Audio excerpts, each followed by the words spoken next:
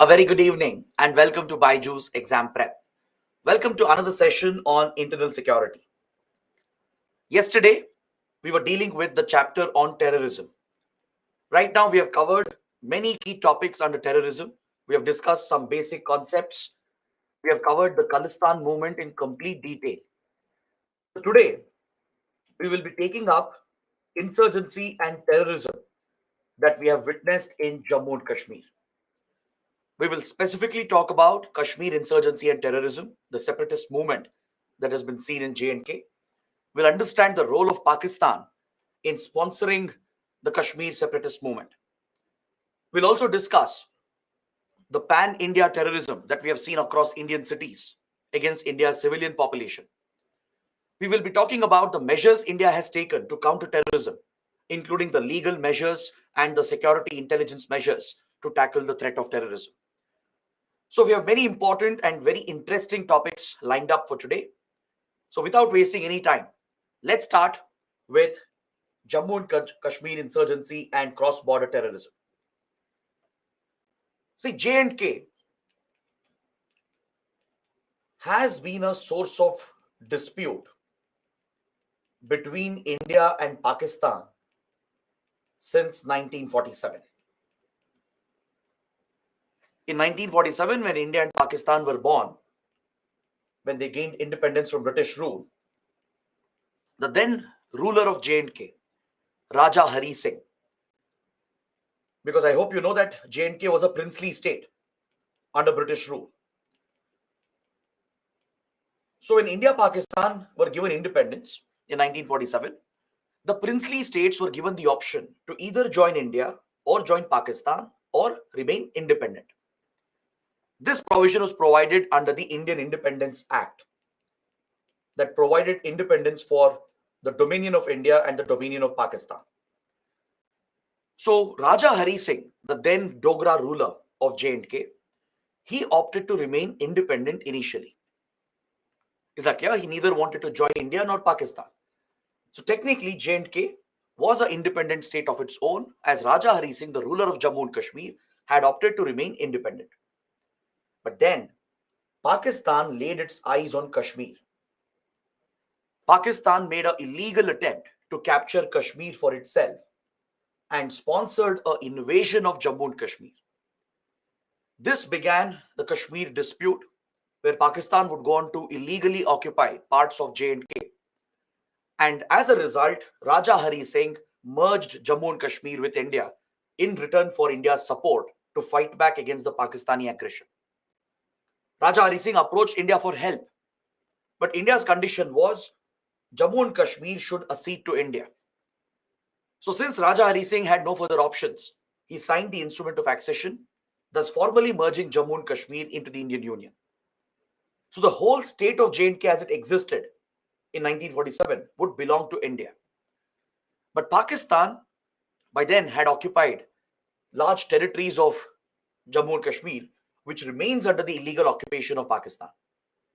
So we call these territories as POK, Pakistan Occupied Kashmir. So this is what led to the first India-Pakistan war in 1947 over the Kashmir issue. Later, Pakistan made a second attempt in 1965, again to capture Kashmir, that triggered the second India-Pakistan war. So basically, from 1950s and all the way till 1980s, Pakistan was obsessed with Kashmir. Pakistan had made it a top priority to capture Kashmir for itself and to keep destabilizing Kashmir to threaten Indian interests. But however, Kashmir as such didn't witness any local insurgency or separatist movement during this period.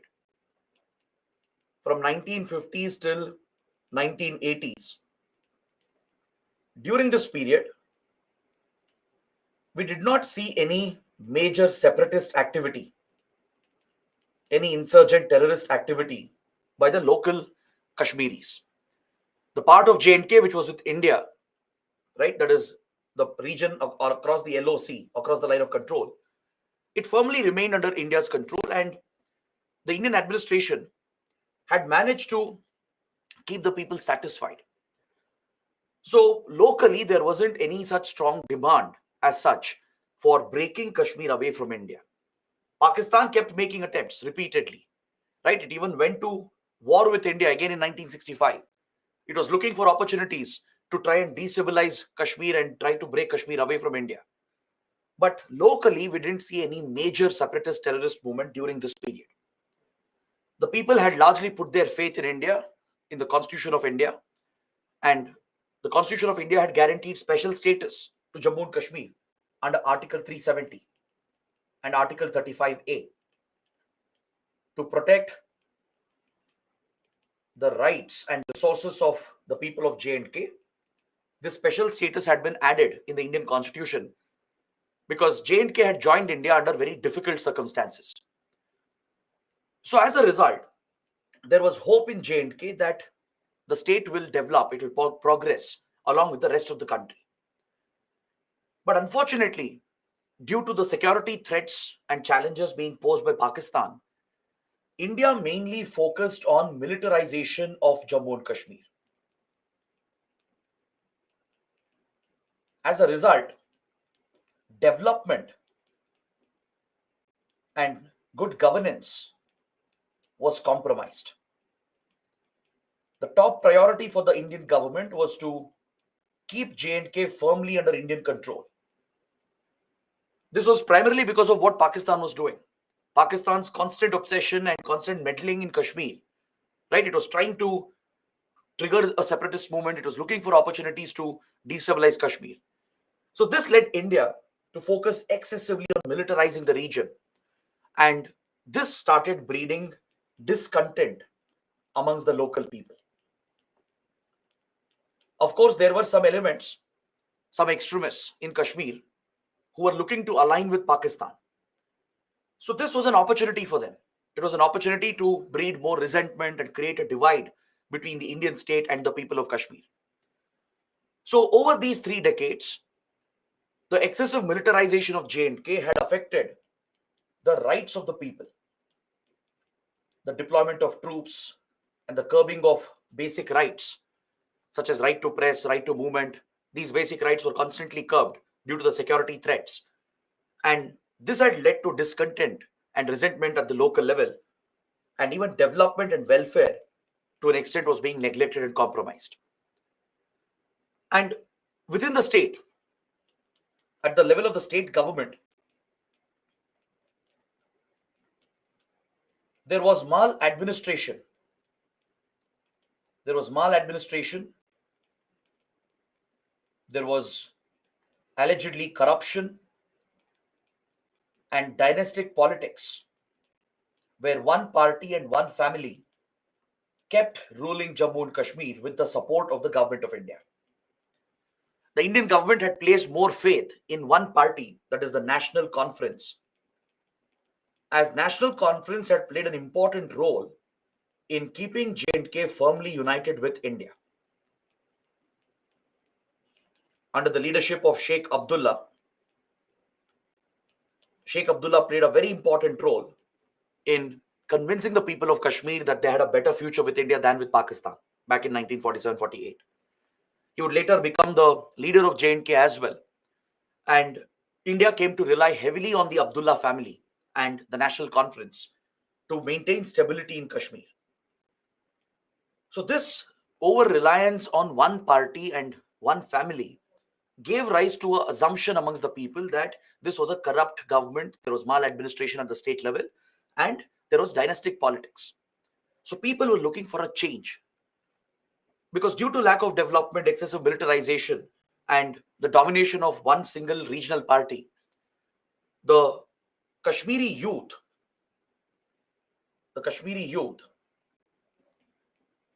was starting to get frustrated. And this was showing up in the social tensions that had started to rise by 1980s. Is that clear? So in general, there was widespread resentment that was starting to grow at the ground level, especially amongst the younger population. So at this point in 1987, Kashmir was slated to head towards elections. J&K was headed towards state elections. And it was widely expected that the National Conference would be defeated in this election. Since the people were unhappy, right, and they wanted a change in government, it was widely expected that the National Conference would be defeated and Abdullah family would be removed from power. But contrary to these expectations, a rumor started circulating, an allegation started circulating that the Indian government was rigging the election, was manipulating the election to favor the National Conference and the Abdullah family. See, these allegations have remained unsubstantiated till date. These are not proven allegations. But a strong rumor started spreading by 1987 in the run up to the state elections that the Indian government was favoring just one party, just to keep the state under control, right? Just to maintain India's sovereignty. And it was alleged that India was looking to manipulate and meddle with the elections. Now, this was a serious allegation, correct? Because a democratic government meddling with elections at the state level to favor few parties is a very serious accusation. As I told you, it was largely a rumor, never been confirmed conclusively. But this rumor was sufficient to add fuel to the fire. The initial fires had already started. By 1980s, the resentment was growing. Pakistan was also adding to the separatist tendencies that was growing. And along with that, when the rumor spread that India was manipulating the state elections, it immediately became a trigger that led to the breakout of a violent separatist movement. Immediately, a violent separatist movement broke out that was primarily led by the Kashmiri youth. Several radical groups propped up immediately, declaring a war against the Indian state, calling for separating Kashmir from India. It was a war for independence, very similar to various insurgencies that we have seen in northeast India. It was essentially a separatist movement where a call was given for an armed rebellion to break Kashmir away from India. So the rumor that India was manipulating the election served as the immediate trigger for the breakout of large-scale violence. By 1988, 1989, we saw the birth of a militant insurgent movement which would be directly supported and nurtured by Pakistan's ISI. Pakistan was waiting for such an opportunity in Kashmir. By this time, as we studied yesterday, it was already involved in destabilizing Punjab by backing the Khalistan movement. Correct? By mid-1980s, the Khalistan movement was already raging. It had already become a security nightmare for India. So Pakistan was already waging one covert war against India. At the right time, another perfect opportunity opened up for Pakistan as soon as the separatist movement broke out in Kashmir. So immediately, Pakistan's ISI and the Pakistani army, they created the required support and infrastructure to back these separatist rebel groups and turned this into a violent insurgency and introduced terrorism as well in Jammu and Kashmir. Is that clear? Pakistan would provide direct assistance and sponsorship to the separatist movement that was breaking out, which was initially led by local Kashmiri youth. They were natives of Kashmir, Indian citizens essentially. These separatist leaders, they would be sheltered in POK across the line of control in Pakistan-occupied Kashmir. The ISI would provide all the support needed, funds, weapons, training, safe sanctuaries where they could hide. And from there, they could launch their operations into Kashmir against India. Pakistan wouldn't stop here because Pakistan's prime obsession has always been Kashmir since 1947. Just providing some support to the terror movement wouldn't be enough. Pakistan went the extra mile. It took the extra step to even introduce Mujahideen fighters from Afghanistan into the Kashmir conflict. The Mujahideen fighters in Afghanistan who were close to the ISI were diverted towards Kashmir.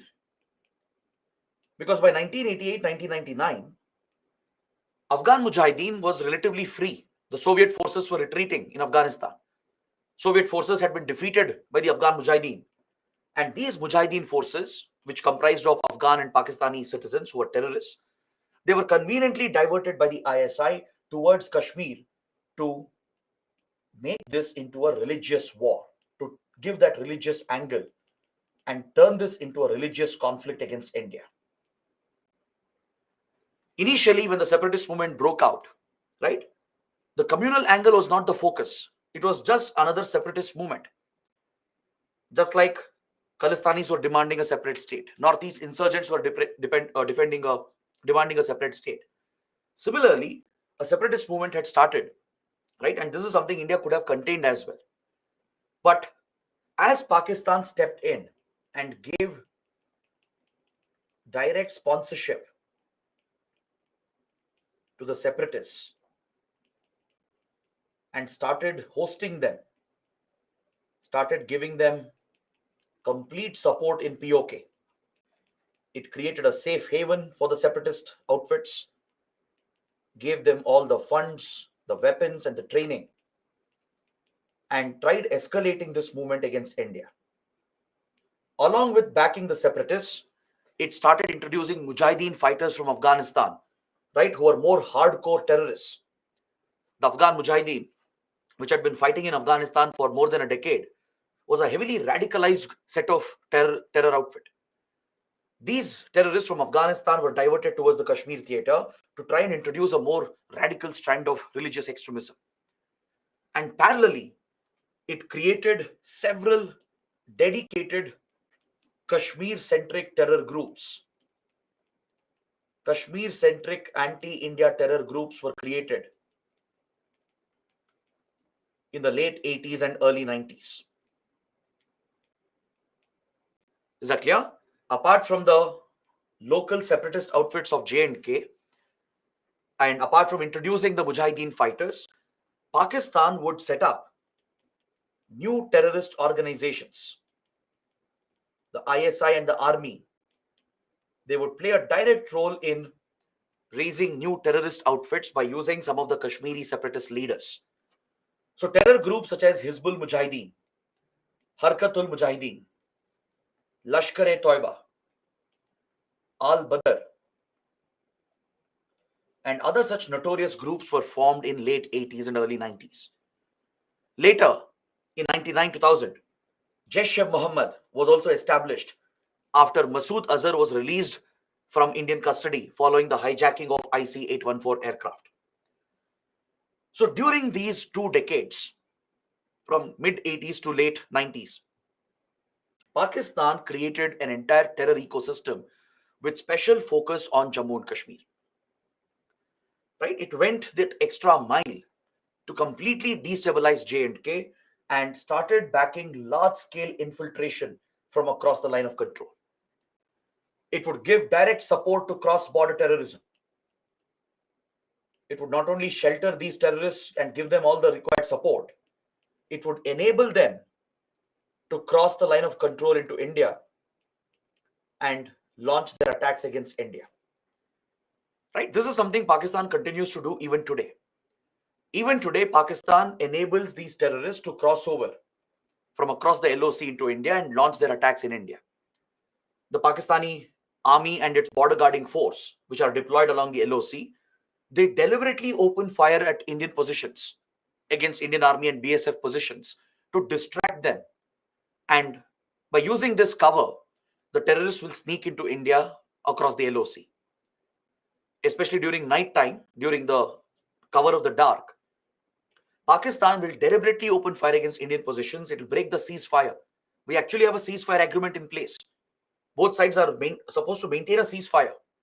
But Pakistan deliberately violates the ceasefire and tries to distract the Indian troops so that the terrorists can use the opportunity to sneak into India. It has even built tunnels, underground tunnels across the LOC so that the terrorists can sneak across and engage in this cross-border terrorism. Meaning the terrorists are coming from across the border, right? So it's the presence of these terror sanctuaries in Pakistan which is the biggest challenge for India. We discussed yesterday how the Khalistan outfits were sheltered, how the Khalistani leaders were given complete support and a base in Pakistan. Similarly, Kashmiri separatists and dedicated Kashmir-centric terror groups were sheltered in Pakistan, and they were connected with other deadly outfits from Afghanistan as well. From Afghanistan, the Taliban, Al Qaeda, and factions of Taliban like the Haqqani Network, these notorious terror groups that were also operating along the Afghanistan-Pakistan border, they were connected with anti-India terrorist outfits by Pakistan. Anti-India terror groups like Lashkar-e-Toiba and later Jaish-e-Mohammed, Hizbul Mujahideen, all these groups would start working closely with the Afghan-based terror outfits, including the Afghan Taliban, Al-Qaeda, and the Haqqani Network. So these interconnections were all formed by Pakistan. Pakistan would give this kind of support to these terrorists to escalate the violence in Kashmir. So this was a brutal decade for J&K. The late 80s and early 90s and all the way till early 2000, those 15 to 18 years, and almost until 2003, it was a very dangerous period in the history of Kashmir. This is where we witnessed the peak militancy. This is where we witnessed the peak of terror attacks in late 80s and throughout 90s and going all the way till 2003. So for a good 15, 18 years, right, Pakistan kept pumping funds and arms and all the support needed to these terror organizations and created an entire ecosystem in Pakistan and in POK to wage this war against India. So this became the second major covert proxy war of Pakistan against India. Its goal was to ensure that Kashmir is liberated from India with the ambition of capturing Kashmir for itself. So Pakistan not only focused on destabilizing Kashmir, but it wanted to ensure that the Kashmir issue reverberates and has an impact across India. Because remember, Pakistan had sworn revenge against India in the 1970s for India's role in liberating Bangladesh. It was waiting for opportunities to exploit our internal divides. And India's biggest internal divide was our communal divide, the Hindu-Muslim divide. So Pakistan realized that Kashmir gave an opportunity to bring that communal angle, the religious angle into the conflict, to drive a wedge between Hindus and Muslims and make the Kashmir conflict essentially a Muslim conflict. So Pakistan ensured this by using Mujahideen fighters from Afghanistan and the other terror groups that it had created and used them to target religious minorities in Kashmir, that is the Kashmiri Pandits. In the late 80s, Kashmiri Pandits were specifically targeted in an ethnic cleansing attempt to wipe out the entire ethnic group from the state. Several targeted killings took place where Kashmiri Pandits were targeted by the terror groups, and a call was given asking the Pandits to leave the Kashmir Valley or else the community would be wiped out. Under this threat, the Kashmiri Pandits got displaced. They had to give up everything they owned, abandon their houses, their property, their jobs, and they had to move out of the region and settle in other parts of the country. So this was a human tragedy that happened. The then governments failed to prevent the crisis. J&K back then was under governor's rule, and even the central government was a coalition government, right? All the parties which were part of the coalition, they wouldn't act enough, and they failed to protect the Kashmiri Pandits from this targeted violence against them. See, I know it's a very delicate, controversial topic of late, right? These topics have become extremely sensitive. There are theories suggesting it was a genocide against Kashmiri Pandits. Let me clarify this. See, a genocide is where millions and lakhs of people are slaughtered and where there is state support.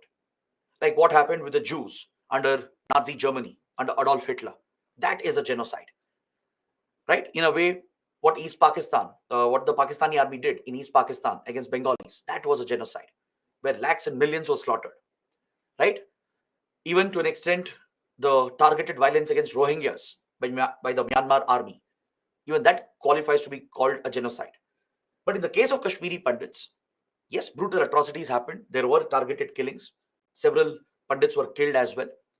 But the death or the killings were not in the scale of thousands or lakhs or millions.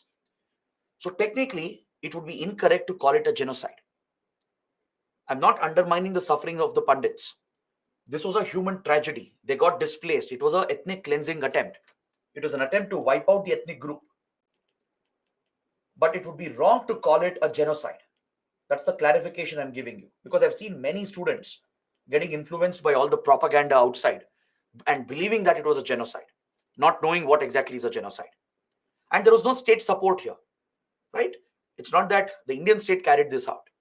It was the terrorists pushed by Pakistan who were directed by Pakistan to target the Pandits. Because Pakistan knew what would be the reaction for this. That's exactly what Pakistan wanted. Pakistan's focus was not just on Kashmir right now.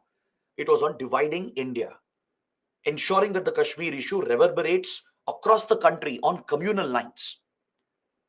Now, this is the biggest success of Pakistan's covert war against India.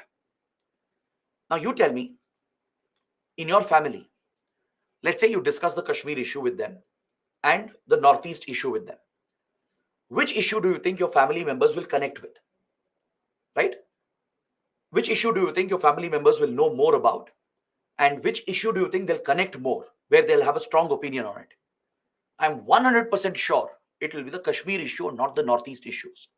Majority of the Indians have bare minimum knowledge about the Northeast of India. They can't even name the number of states and all the states that are there. I can guarantee this. The reason why there is more awareness about Kashmir and a greater connection with the Kashmir issue across India is because a communal angle was added to the conflict. This was Pakistan's game plan. This was Pakistan's strategy to sabotage India and to subvert Indian interests. It would use terrorist organizations to target religious minorities. And Pakistan knew exactly what would be the reaction. The reaction would also be on communal lines. Because see, Kashmiri Pandits and Kashmiri Muslims, they have lived in communal harmony for many centuries. Since centuries, the Pandits have inhabited the valley with Kashmiri Muslims. They used to share a great bond with each other. Right? The region has seen great deal of communal harmony over the centuries. But this was disrupted. Yes, Kashmiri Muslims were also radicalized by introducing the Mujahideen fighters, the Afghan Mujahideen ideology, radical Wahhabism, Salafism, and by indoctrinating the Kashmiri youth, and then using the terrorists to target the religious minorities. This was a planned attempt, a deliberate attempt to add a communal angle into this conflict and to turn the Kashmir issue into a Hindu-Muslim issue. To begin with, the Kashmir issue was not a Hindu-Muslim issue, right? It was a territorial dispute, just like any other insurgent separatist movement we have seen. Is that clear? We have seen many such insurgent movements in the northeast of India. The religious color, right, which was added by Pakistan, would widen the impact of the Kashmir dispute. Now, that's why even one attack in Kashmir has a huge impact across the country. It gets wide coverage. People associate with it.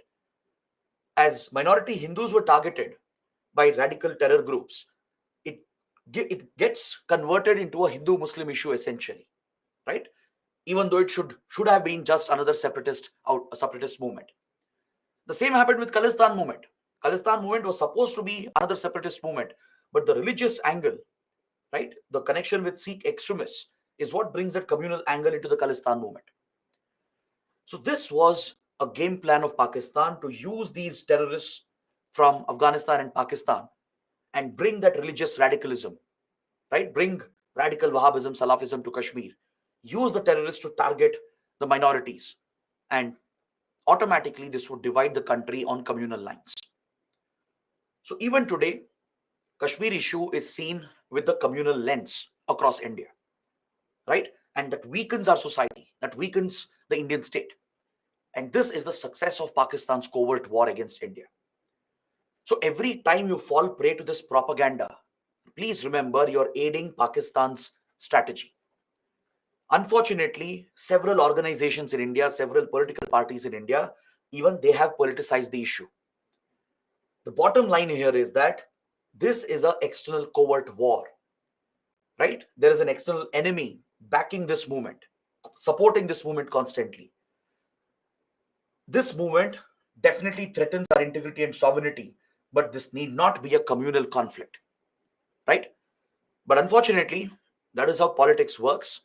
And right now, the Kashmir issue is definitely seen through the communal color. There is a communal angle attached to it. So, what happened with the Pandits was a extremely unfortunate humanitarian tragedy, and the governments failed to prevent from this happening. So, Kashmiri Pandits got displaced. They became internally displaced. Many moved out and settled in Punjab and in Delhi. Some of them moved abroad, right? So, very few Pandits remain back in Kashmir. Of late, some of them have started going back, but very few Pandits remain because for them, it was a final call that was given by the terrorists. Initially, they began a wave of targeted attacks. Several Kashmiri Pandits and their families were killed just because of their religion. And then open calls were issued. Publicly, calls were given asking them to quit, asking them to leave, or else the whole community would be wiped out. So, under this threat, the threat of the gun, Pandits fled the valley to save themselves, and this became one of India's most unfortunate humanitarian tragedies. And till date, they haven't got justice. Till date, they haven't got back what they lost, right? So this is where Pakistan succeeded in leaving behind a lasting impact on India. This was a deadly cut that Pakistan delivered.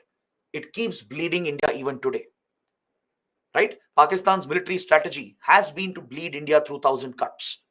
And this has to be one of the biggest cuts Pakistan has delivered as India continues to bleed because of this. So throughout this period, what we saw was an escalation of terror attacks directly backed by Pakistan. All these terror groups that I've mentioned, along with few other local outfits like JKLF, Jammu Kashmir Liberation Front, and other local outfits, they waged a war of terrorism. It quickly turned into terrorism as it was no longer an insurgent movement or just a separatist movement. Once the religious color was added to it, once the communal angle was added to it, and once minorities were targeted, this was blatant, mindless violence against innocent civilians. Now, remember the definition of terrorism. Terrorism is where there is a clear agenda to strike fear, right? A clear agenda to carry out mindless violence, commit brutalities, even against civilians. And any such act is an act of terrorism. It's no longer just an insurgency. It's not just another ordinary separatist movement. So from here onwards, from late 80s, from 88, 89, this became a clear terrorist movement backed by Pakistan. Is that clear? And the scale of violence and attacks would escalate in the coming years, going all the way until 2003. So hundreds of thousands of civilians were killed during this period. India lost hundreds and hundreds of soldiers and security forces, right? So the whole state of J&K was extensively destabilized because of this violent terrorist movement that Pakistan had created and nurtured.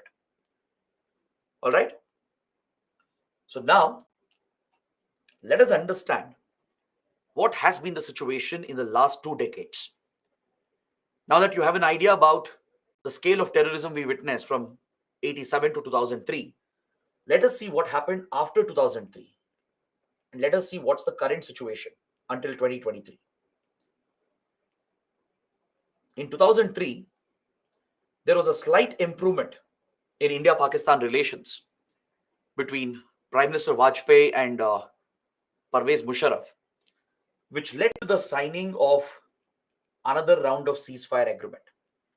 Both the countries upheld the ceasefire which they had committed to under the 1949 Karachi Agreement. Under American pressure, the US was putting a lot of pressure on India-Pakistan to reduce the violence and to stabilize the region, because the US had different interests. The Americans were more concerned about their Afghan invasion. Don't forget, by 2001, the 9/11 attacks had happened, carried out by Al Qaeda. The US had declared a war against Afghanistan and invaded the country with a NATO coalition force. So it needed Pakistan's complete attention and support to target the Taliban and the Al Qaeda in Afghanistan. So it couldn't afford Pakistan being distracted with India. And also, the Americans were concerned about the nuclear weapons that had been tested and possessed by both India and Pakistan. So, as a result, the US put a lot of pressure on India, Pakistan to negotiate and work out normalcy in the relationship. And this led to the reiteration of a ceasefire, which they had committed to under the 1949 Karachi Agreement, which means both sides will stop opening fire against each other. Especially Pakistan was the one which was breaking the ceasefire consistently to help the terrorists to cross into India. So the commitment from Pakistan to uphold the ceasefire helped in reducing infiltration. Compared to before, the scale of infiltration and terror attacks and violence definitely declined by a slight margin. I'm not saying terrorism came to an end. I'm not saying J&K became stable.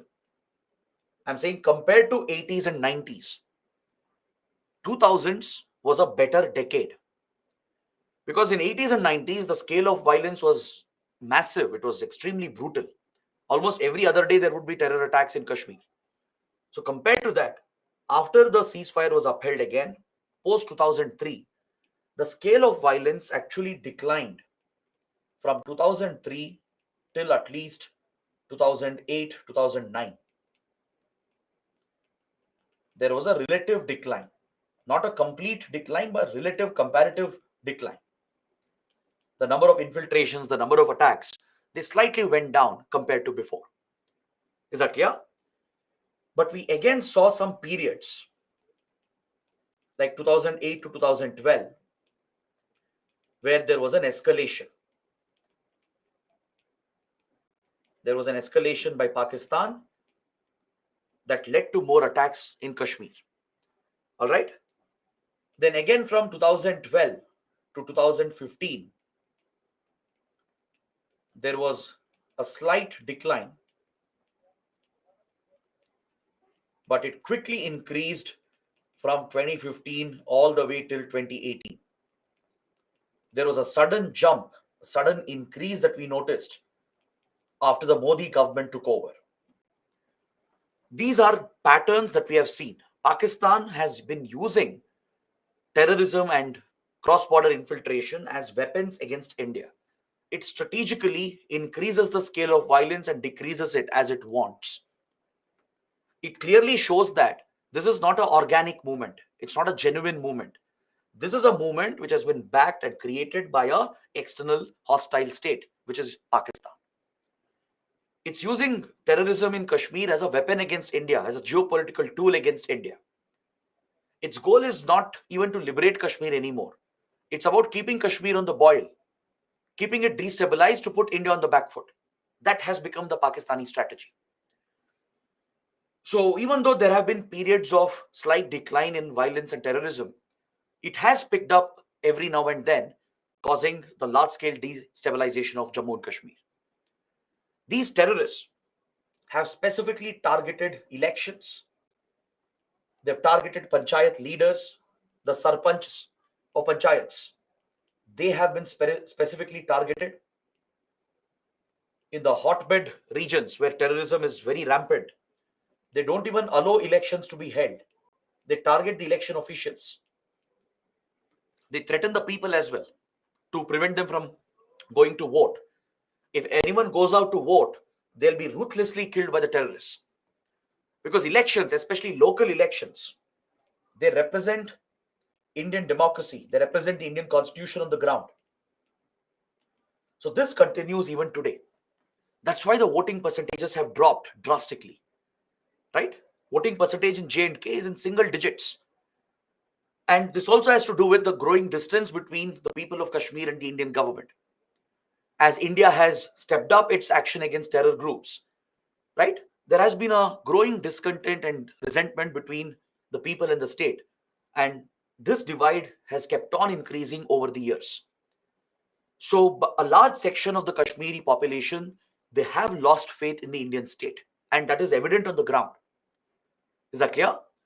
In 2015, we saw the rise of several young terrorists, which was a new phenomenon. You might have heard of the name of Burhan Wani, a very young, educated Kashmiri youth who was radicalized largely on social media and the internet. This was the internet era. And Burhan Wani became very popular on social media. He would openly publish his activities, terror activities on social media platforms, be it Twitter, Facebook, or even WhatsApp.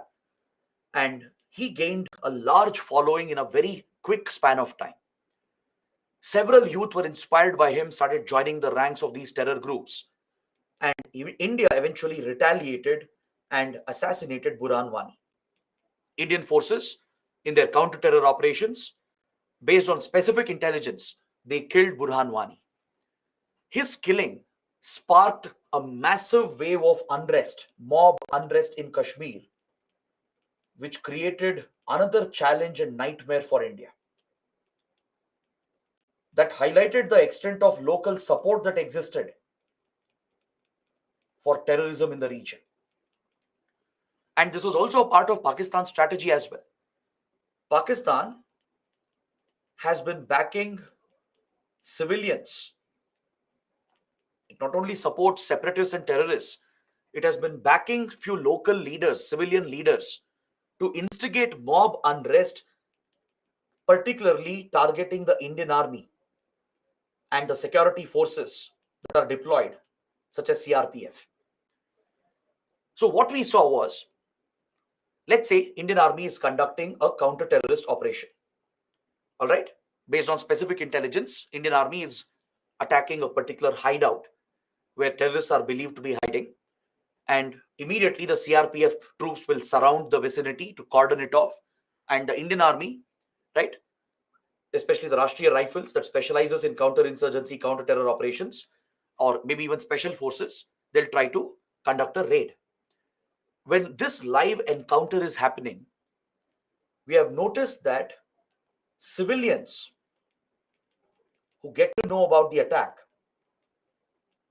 obviously they see what is happening, right? It's a densely populated area, be it in Srinagar, Anantnag, Baramulla. These are the major hubs of terror activities of late. So in such places, the word spreads very quickly that Indian Army is conducting a live operation. And immediately the mobs are instigated by some of these civilians who are backed by Pakistan. And what they do, they assemble very quickly and they will surround the site. They'll try to disrupt the live operation, and they even resort to stone pelting against Indian soldiers. This is a tactic Pakistan has borrowed from Palestinian outfits. In West Bank and in Gaza Strip, this has been a strategy where civilians start pelting stones or disrupting live operations being conducted by Israeli special forces. It forces them to curb the mob protests, the mob violence. And in this scuffle that breaks out between forces and the civilians, there will be injuries and death on the civilian side. Right? And this unfortunate incident which happens will get publicized as large-scale human rights violations. So Pakistan's ISI has borrowed this strategy from Palestinian outfits, and it has implemented this in J&K.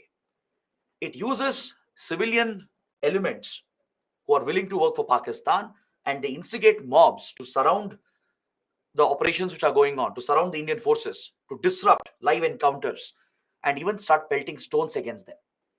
So this pushes the CRPF and even Indian Army to defend themselves, because it's a risk for everyone, even the civilians. Because there are terrorists holed up opening massive fire, right? Such distractions could disrupt the operation and many people could lose lives. So the forces will be pushed to open fire or use other mob control methods. And as a result, a lot of injuries or even deaths might happen among civilians. Indian forces, they might fire tear gas or rubber bullets or pellet guns. When this is fired at close range, right, it causes very brutal injuries and sometimes even death. Usually mob control methods, they're not lethal, they're non-lethal methods. But when fired at close range, right? Civilians might get very badly injured. Pellet guns, especially, they spray these small pellets. Each pellet which is fired will release many fragments, metal fragments, which strikes your body and punctures your body, causing very severe injuries. If it strikes your eye, you lose your vision. So there were many cases where women and young children and old people got hit and injured, and many civilians died as well during these incidents. And those pictures and videos are captured by the media, obviously, and Pakistan will quickly escalate this to the global level. It would bring these visuals to the United Nations, to Organization of Islamic Cooperation, and allege that Indian forces are committing human rights violations in Kashmir. So this also has been a tactic of Pakistan. This is about perception management. This is a psychological war.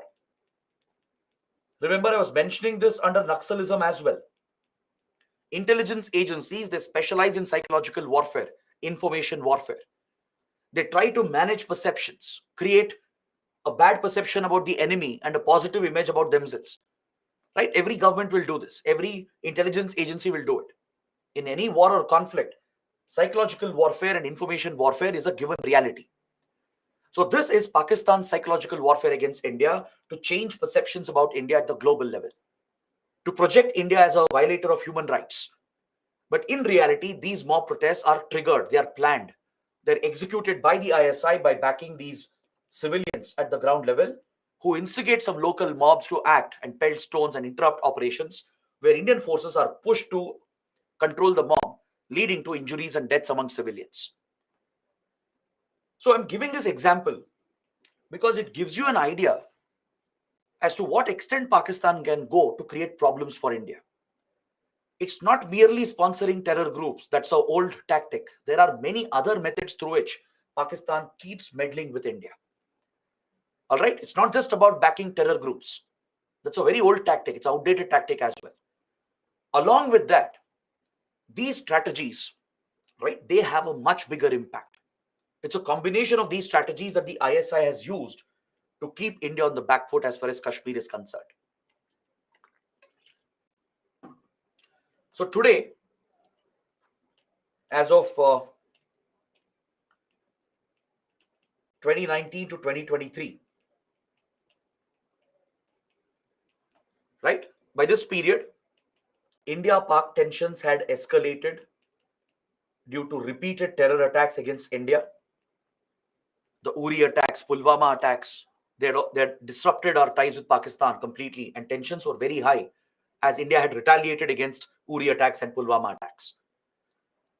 So following this, India revoked the special status as well of Jammu and Kashmir under Article 370. And J&K was reorganized into union territories. These moves of India, these constitutional legal changes that India carried out, were opposed by Pakistan. And Pakistan has been trying to instigate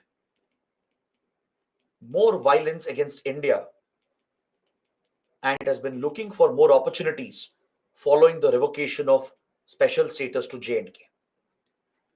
Understood? In the last 3 years, we have seen some very disturbing trends that have come up. There is a so-called new terror group which has established itself called the Resistance Front. There is a new group which seems to be operating in J&K called the Resistance Front.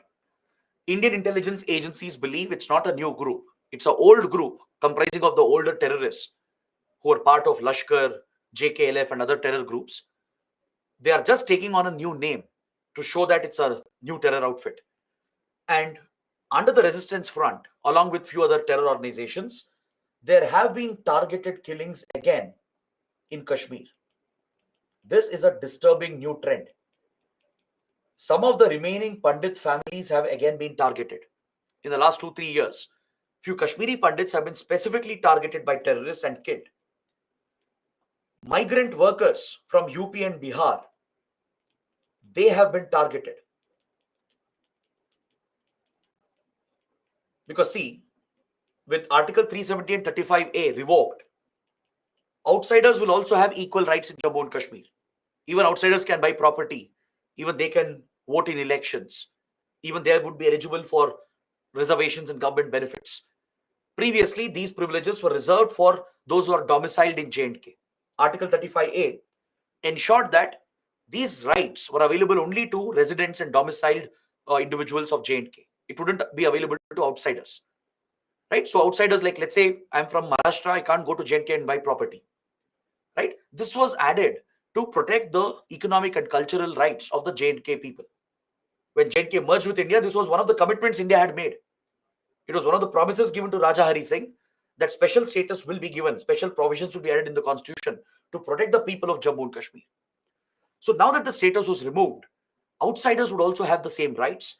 And to express this anger, the terrorists have started targeting migrant workers as they are from outside of J&K, as they are from other states. There have been targeted killings of migrant workers from UP and Bihar. They're actually very poor workers. They carry out daily wage and daily labor and other such manual labor. And they have targeted such people. Such innocent people have been targeted, along with targeted killings of few pundits and their families. So this is a serious development, right?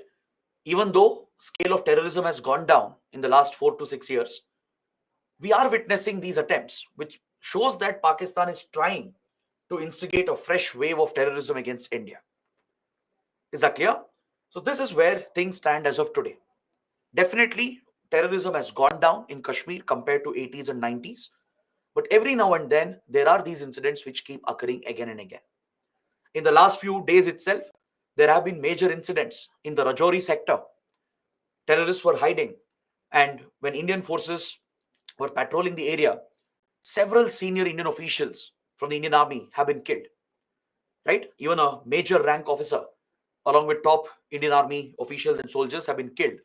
And there are these incidents which keep happening every now and then. So terrorism does persist in Jammu and Kashmir. This is coming from across the border. There is some degree of local support in some districts. Is that clear? So the threat remains very alive. But compared to before, things are much, much better. Honestly, the 80s and 90s, they were the most brutal period. So compared to that, the movement is on the decline. Of course, there is support. Some acts will keep happening even now. But compared to before, things are much better because there are many other Kashmiri people who are pro-India. Don't just look at one picture, right? There might be several locals who might be backing terror groups and working with Pakistan, but there are many who are pro-India. They know they have a better future with India. So this is where India also has to learn a lesson. The government of India, it needs to reach out to the people. You can't treat everyone as an enemy or a threat. You need to reach out to the community, repair the wounds, build trust, show good faith, generate goodwill, right? This is something you gain through hard work. So development, governance, holding elections, restoring statehood. Because see, no state in India has ever been downgraded to a union territory. J&K is the first. This is seen as a humiliation for Jammu and Kashmir. It affects the pride of the people of Kashmir. It's high time statehood is restored back to J&K. Now that the stated purpose was achieved, statehood can be restored. And Home Minister Amit Shah has mentioned that government is open to restoring statehood in the coming years. To the union territory, elections can be held because J&K has a legislative assembly like Delhi, but elections have not been held in 4 years. So local elections play a big role. It allows for political participation. It allows the people to come out and express their will, and that is a way of expressing one's choice. So there is a need to repair the wounds that have been created. There is a need to deal with the issue with more sensitivity and build trust and goodwill between the people and the state. Because there are serious accusations in Jammu and Kashmir. Under the controversial AFSPA, the Armed Forces Special Powers Act, it was introduced as soon as militancy broke out in J&K. As soon as the terror started in 87-88, immediately AFSPA was brought in 1989. Under AFSPA, there are many serious allegations of human rights violations in Jammu and Kashmir as well. Remember, I mentioned this with Punjab as well under Khalistan movement. So here as well, there are accusations that few rogue officers of Indian Army and other forces have committed brutal violations, including fake killings, kidnappings, torture, rape, etc. But in most of the cases, honest investigations have not happened.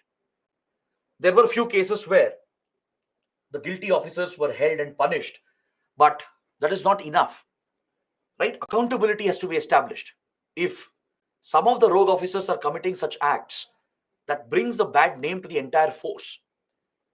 See, I told you yesterday that Indian Army and in general our paramilitary forces are very professional, they're well trained. But there could be these rogue elements who misuse their powers and abuse their powers and go on to commit gross violations. If this happens in a conflict zone, it would be counterproductive. Because, first of all, in a conflict zone, there is a divide between the locals and the state. And if state representatives, like security forces, are committing these violations, it will further breed anger and hatred and resentment against the state. You will never win the support of the locals if this is happening on the ground. There are similar allegations in Northeast India as well. We'll look at that in the next chapter. That is why there is a lot of anger against AFSPA. There is a very strong demand to remove AFSPA from conflict zones.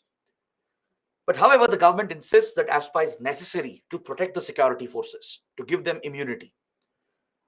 But the question of human rights violations have not been adequately addressed, and this remains a point of contention.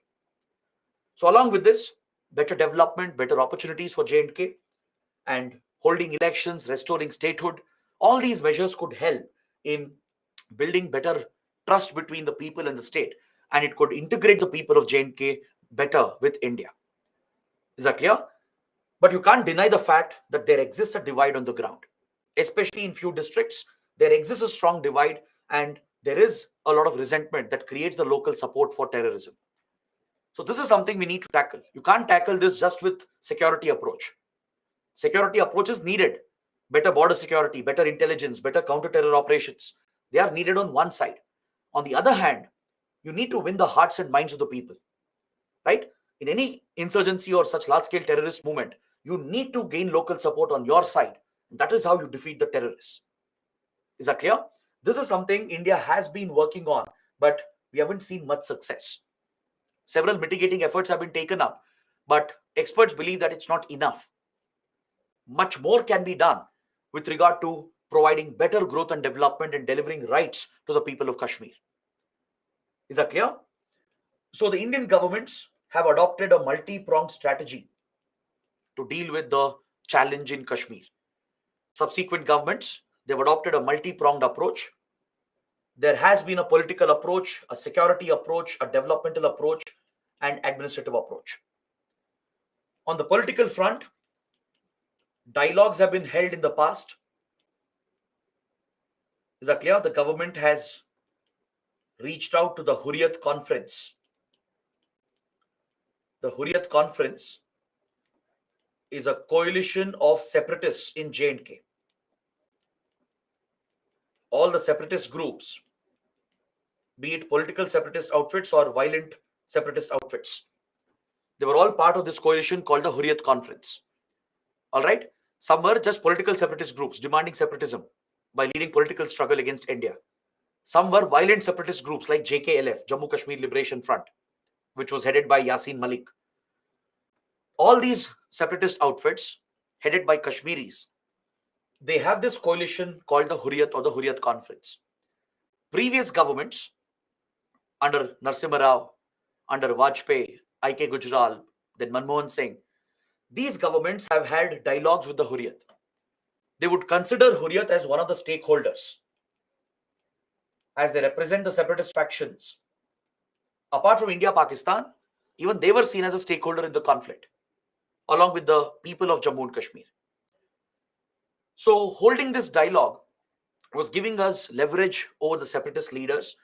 It would allow us to engage with them, talk to them, and even contain some situation by working with them. But right now, the Modi government has taken a different approach. Since 2014, after the Modi government came to power, talks with Hurriyat have been suspended. the Modi government does not see Hurriyat as a stakeholder in the conflict.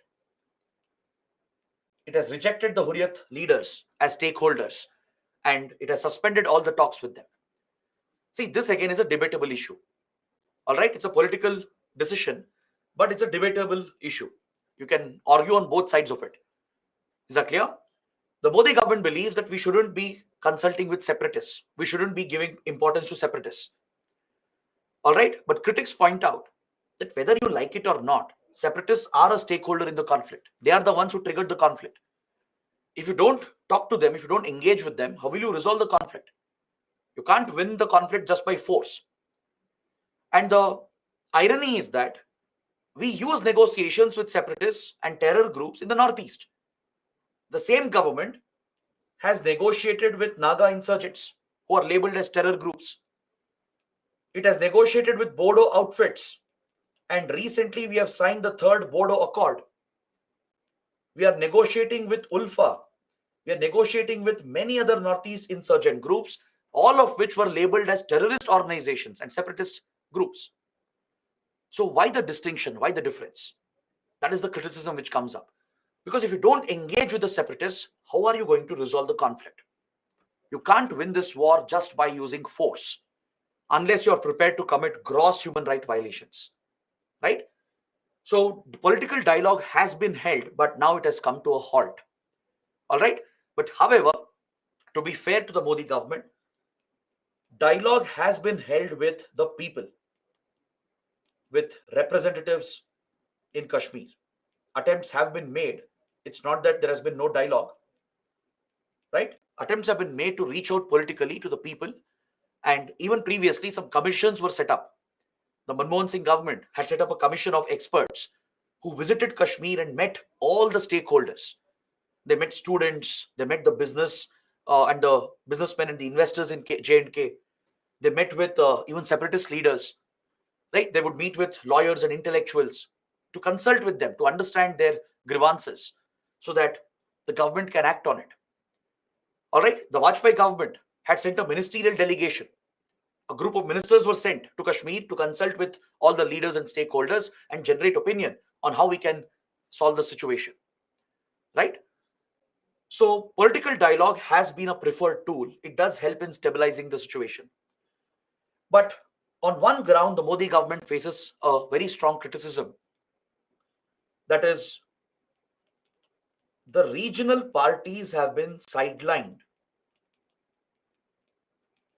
Regional political parties and leaders, they have been sidelined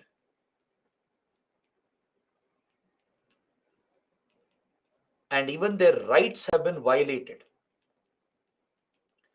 When Article 370 was being revoked in 2019, the Modi government placed all the political leaders under arrest. The manner in which Article 370 was revoked has been very controversial. The whole state was almost placed in an emergency mode. Communication was suspended. Thousands of troops were deployed. Press freedom was curbed. Right to speech and expression was curbed. Right to movement was curbed. And political parties, right, they were almost completely disassembled as the leaders were placed under arrest. And even major mainstream leaders like Farooq Abdullah, Umar Abdullah, then Mufti, Mehbooba Mufti, right? All the top political leaders in J&K, they were placed under arrest for more than 1 year. Internet was suspended for more than 1 year, right? So these are undemocratic actions and there has been criticism on this front. But the government says it was needed. These actions were needed to ensure that there is no violence because of revocation of Article 370. So this is another debatable topic, right? So there are pros and cons to it. But however, political dialogue has been used by most of the governments to engage with the people. The security approach has been to improve border security, provide for better border patrolling and border security measures. So the whole India-Pakistan border has been fenced, right? The international border from almost Gujarat till all the way till Jammu. That entire stretch is fenced and floodlit to prevent any infiltration into Rajasthan or Punjab or Gujarat. As far as Kashmir is concerned, across the LOC, across the temporary border, technology has been deployed. High-tech surveillance tools have been deployed to prevent and check infiltration. For example, satellites and drones are being used for constant 24/7 surveillance. Is that clear? Then advanced cameras, laser-based sensors, thermal sensors are being used to detect any movement and infiltration. Even motion-activated sensors are deployed. Then since the terrorists dig tunnels and enter through tunnels, scanning equipment is used. Ground scanners are used to look out for these tunnels and destroy the tunnels. So all such security measures have been taken with improved intelligence and counter-terrorist, counter-insurgency operations. The Indian Army takes the lead here. The Indian Army is deployed in this role, and the Northern Command, which is headquartered at Udhampur, plays the lead role in these counter-terror operations, especially the Rashtriya Rifles, the Para Commandos, the Para Special Forces, even National Security Guards, and other elite units are used in these counter-terror, counter-insurgency operations. The J&K police and CRPF also play a role. They assist the Indian Army in these operations. They help in maintaining law and order, in dealing with mobs. Intelligence agencies, IB and RAW, they have stepped up their preparedness. They've tried infiltrating these terror groups to break down these terror organizations from within. Right? They've been generating actionable intelligence through which targeted operations can be carried out to eliminate the terrorists who are sneaking into India.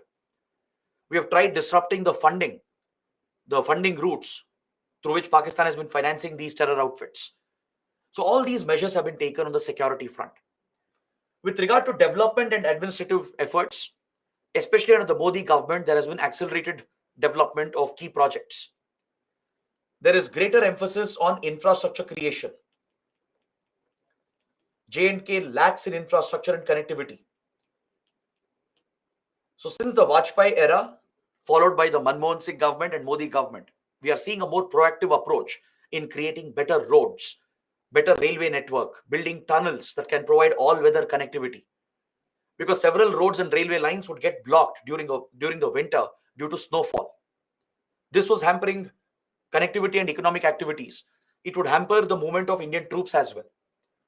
So better border infrastructure is being created along with emphasis on job creation, better education, healthcare, and government is trying to attract investments.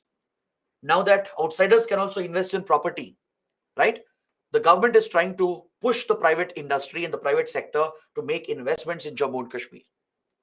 IT companies, manufacturing units, even startups are being encouraged to make investments in Jammu and Kashmir. So a lot of efforts are being undertaken by the Modi government. One should give credit for the changes that have happened, at least as far as the economic and developmental changes are concerned. But only time will tell whether these efforts will succeed, will it help in ending this crisis forever, right? So the government has encouraged people-to-people relations as well to bring the broken families together, because partition divided the families on both sides of the line of control, right? When Pakistan illegally captured these territories in POK, many Kashmiri families got separated permanently. So we have tried in the past to set up cross-border buses that could offer connectivity through which these separated families could meet. We have tried encouraging border trade and local cross-border movement to promote people-to-people relations and economic relations. This acts as a healing touch. It acts like a healing touch to heal the wounds of the past. Because what Pakistan did with Kashmir has wounded the region and the people permanently. Imagine being separated from your loved ones. Imagine not being able to see them ever again. Right? And Pakistan takes the blame for this entirely. So when relations were better with Pakistan during some periods, India has made these attempts to help the people of Kashmir, to reach out to them, to build a better bond with them. We have genuinely made an attempt to build confidence through such initiatives, to improve border trade, cross-border connectivity, promote people-to-people relations. We even have a surrender policy for the militants. If the terrorists want to surrender and come back to the mainstream, right, there is a surrender policy in place. There are incentives offered to them to come back into the mainstream. Because several youth, they might be misled, they might be indoctrinated at the wrong age, right? And if they feel that they're on the wrong path, and if they want a way back, the option should always be available, especially in areas where separatism, insurgency is being seen, right? Having a surrender policy is very, very essential to tackle the conflict in an effective manner. It's one of the ways in conflict resolution. All right, many conflict resolution experts who study conflict resolution, they agree that surrender policy is a must to give an opportunity to the extremists to come back into the mainstream. All right. So India has taken up all these measures along with skill development programs like Himayat, so that we can provide vocational training and basic skills to the youth where they can find more job opportunities. The Prime Minister's Reconstruction Plan, launched in 2004, has helped in creating better development opportunities for the state. Right? Now, of course, it's a union territory. I'm talking about the erstwhile state of J&K. So dedicated schemes and programs have been implemented. Key infrastructure projects such as the Banihal Kozhikode tunnel has been taken up. Strategic tunnels are being built. Strategic roads and railway lines have been built. Especially under the Modi government, there is an accelerated pace of infrastructure creation in Jammu and Kashmir. This helps in mobilizing our troops as well towards the Pakistani border and the Chinese border. Plus, it helps in creating more opportunities for the local Kashmiris, right? So we are trying to revive tourism. As you know, Kashmir has tremendous tourist potential, which has been unfortunately lost due to the tragedy that has happened.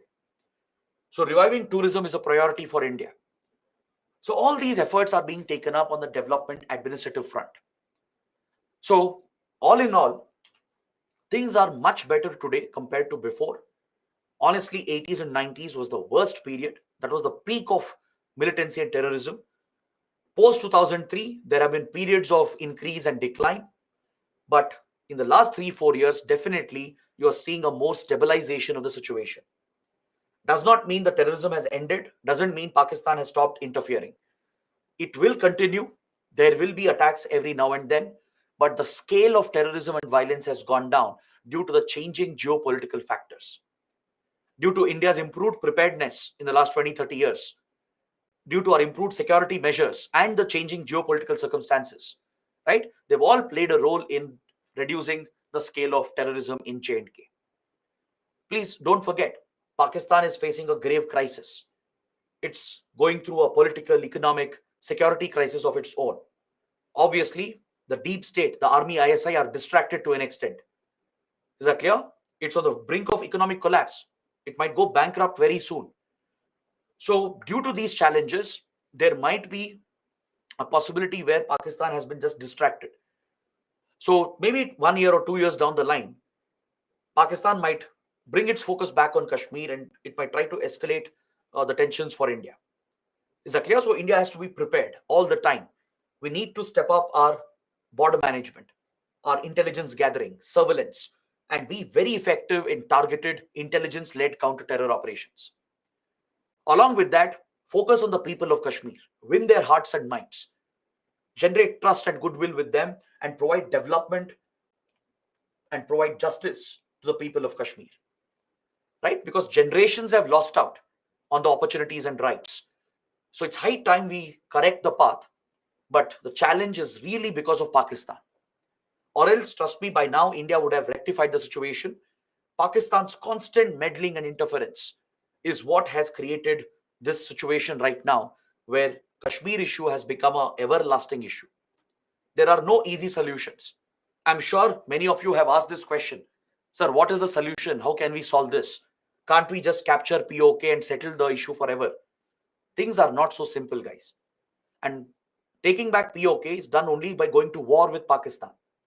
Pakistan will not just give it to you if you want to go and take POK, right? To take POK, you have to fight a war. and no country or no government is ready for any such conflicts. It would be foolish to go to war with a nuclear armed state, that to a rogue state like Pakistan, right? So until the situation is right for a resolution, which might be many years, many decades from now, we need to maintain the situation, stabilize it, and ensure that we provide better opportunities to the people of Kashmir. Is that clear? That is why, as responsible aspirants and citizens, you should not have any biased views, right? Don't be driven by the propaganda that you see in media and through political organizations. Form your own opinions and always place humanity first, place constitutional principles first. If you're driven by these two objectives, right, which is humanity and constitutional principles, you will be on the right path, especially when dealing with sensitive topics like this, right? Don't fall for propaganda of any side, all right? For propaganda of any organization, any party, don't be driven by it. Don't be one-sided, because to every issue there is a different story. There are two sides of the story. So look at it from all the angles and develop your own view, and don't forget to be empathetic. Empathy is the most important value for a future civil servant. Is that clear? So with regard to conflicts, having empathy for people who are victims of this conflict is extremely crucial. Doesn't matter which side. Having empathy, not for terrorists. Terrorists deserve no empathy, but for the people, the civilians, the innocents, right? That is very, very critical. So I hope the topic is clear. I hope you guys have understood everything. Now let me know if you have any questions. Any doubts specific to Kashmir, please let me know. Any doubts on Khalistan movement, please let me know. After this, we'll start with the next topic. I'll be talking about the major terror attacks that we have seen across the country. I'll be discussing about urban terrorism that Pakistan has carried out against India. This is another phase of Pakistan's covert war against India. All right, just like it has sponsored terrorism in Punjab, in Jammu and Kashmir, it has waged a terror war against Indian cities, against India's civilian population in other parts of the country as well, outside of the conflict zone. So let's discuss that and cover all the major terror attacks that India has witnessed in the last 3 decades. So before we discuss these topics, let's see if there are questions and doubts.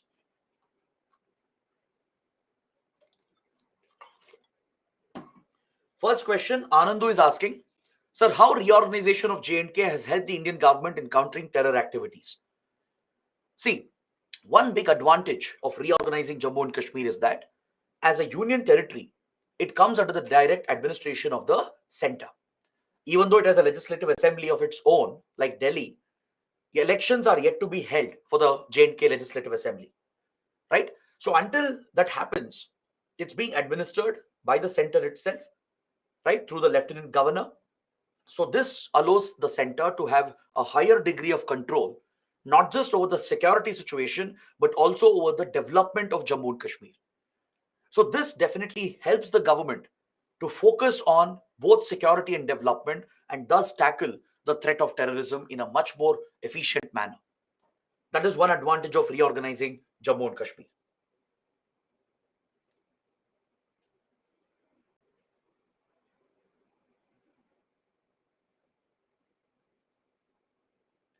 Chituri is asking, why is it considered downgradation of a state if it is reorganized into union territory? Obviously, if a state is turned into a union territory, that is a downgrade. Now, let's say you're the captain of your sports team, and tomorrow you're just removed as the captain, right? Not because you offered, but you are removed as the captain of your team. But you're still part of the team. That is a downgrade, right? So state being turned into a union territory, that to being divided into 2 union territories, is definitely a downgrade. Abhijit is asking, how is the government able to justify AFSPA in front of the judiciary as it prima facie violates Article 20 and 21? That's a very good question, Abhijit. But let's address this when I take up AFSPA for a separate discussion. I'm keeping AFSPA to a later part because first I want to cover all the conflict zones. See, right now we are done with the Naxal corridor. We are done with Khalistan, Kashmir. We'll look at pan-India terrorism, and we'll look at Northeast insurgency as well. We would have covered all the major areas where AFSPA is in place. AFSPA has been used in Northeast India, in Punjab, and in Jammu and Kashmir. So once we cover the conflicts, then we will have a separate discussion for a few minutes on AFSPA. I'll explain the key provisions. We'll discuss the pros and cons. We'll look at both sides of the argument. And I will explain the stand of the Indian judiciary, what the Supreme Court has said about AFSPA, what various commissions have said about AFSPA. We will discuss this, but in a later class. So please wait until then, because when I discuss after Northeast insurgency, you'll have a more holistic view of what is AFSPA, why is AFSPA needed, or what is the problem with AFSPA. Right now, if we do that, it would become a half-hearted discussion. So let's do it after Northeast insurgency.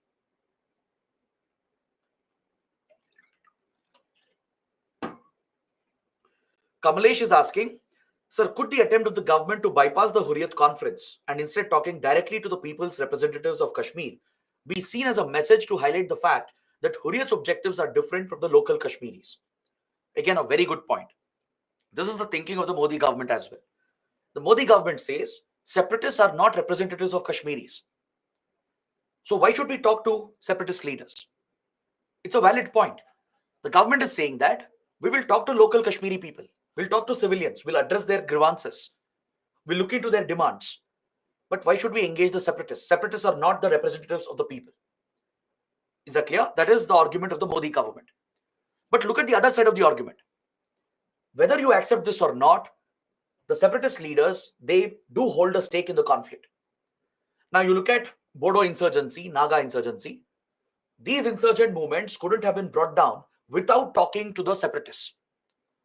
Today, Bodo insurgency has come to an end. The third Bodo Accord was signed just 3 years back by the same government by talking to the separatist leaders. Without engaging them, without committing them to give up violence, the movement wouldn't have come to an end. So while you engage with separatists, you will of course engage with other stakeholders as well. Doesn't mean you'll not engage with the local people. But the policy of not engaging with separatists might be short-sighted according to the critics. All right, which is also a valid point. So since it's a political issue, it's up to you which stand you take. Is that clear? Either you back the government or provide a constructive criticism. There's nothing wrong with constructive criticism. All right, don't criticize for the sake of it. Constructive criticism is good. So as it is a political issue, I personally would not like to take a stand in a class. So it's up to you to frame your own opinion on this. All right, trust me, in your exam, the question will not come. It's a delicate political issue. It will not be asked in mains, but it might be asked in the interview. The interview panel might ask such challenging questions where you're forced to take a stand, where you're forced to discuss on sensitive, delicate topics. So for that, you need to prepare, right? So on any such sensitive topic, the basic guideline is that be balanced. Look at all sides of the argument, present all sides of the argument, and then take your stand. You can always take your stand, express your stand that this is my opinion, and back it up. Justify why you are taking this stand, whether you're supporting the government or not. Justify that with your convincing argument. Is that clear? But all the while, when you're making this argument on a sensitive topic, please be sensitive to the delicate issues. All right? When sensitive issues are being discussed, you have to be a little diplomatic. All right? Be it talking about terrorism, religious issues, caste-related issues. Be a little delicate and sensitive. Use the correct words. Use the correct language. Don't show any bias. Don't be biased towards one side. Present both arguments and then take your stand. You have every right to take that stand on political issues. Is that clear? But trust me, it will not be asked in your mains.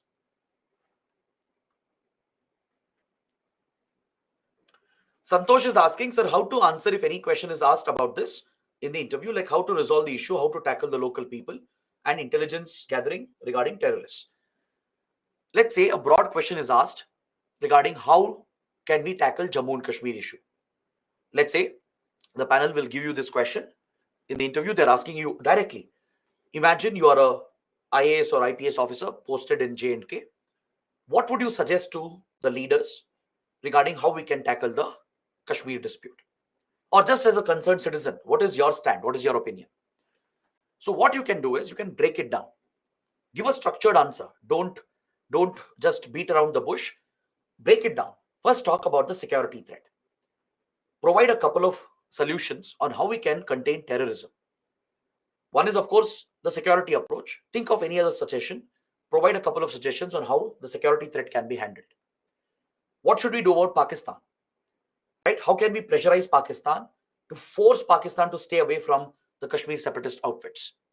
How can we force Pakistan to stop sponsoring terrorism against India? You can mention the international pressure, the Indian methods which have been used to cut off financing. We have used international platforms like FATF, which has pushed Pakistan to follow money laundering standards, which has helped in tackling terror financing. We have used UN to embarrass Pakistan, to call out Pakistan for sponsoring terrorism. So mention the global measures. Mention the security initiatives, the intelligence gathering mechanisms that have been used to improve our intelligence gathering, border security measures. Then talk about the development measures, right? The dialogue, political engagement with the people. So just break it down and just say that it's a complex issue. Maybe it can't be resolved immediately, but these are the steps that we can take to stabilize the situation. If things are ideal, then yes, we need a negotiated settlement. Without negotiations, you can't work out a final settlement. For that to happen, you need a responsible neighbor, but Pakistan is not being a responsible neighbor, right? So bring out all these assessments, and then we can say that it is a complex issue, but this is what I think how the Kashmir issue can be handled.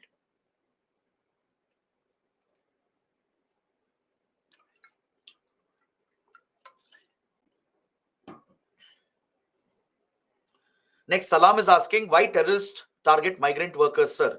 Like recently, Hamas has targeted Nepali migrant workers. What's the benefit of terrorists targeting them?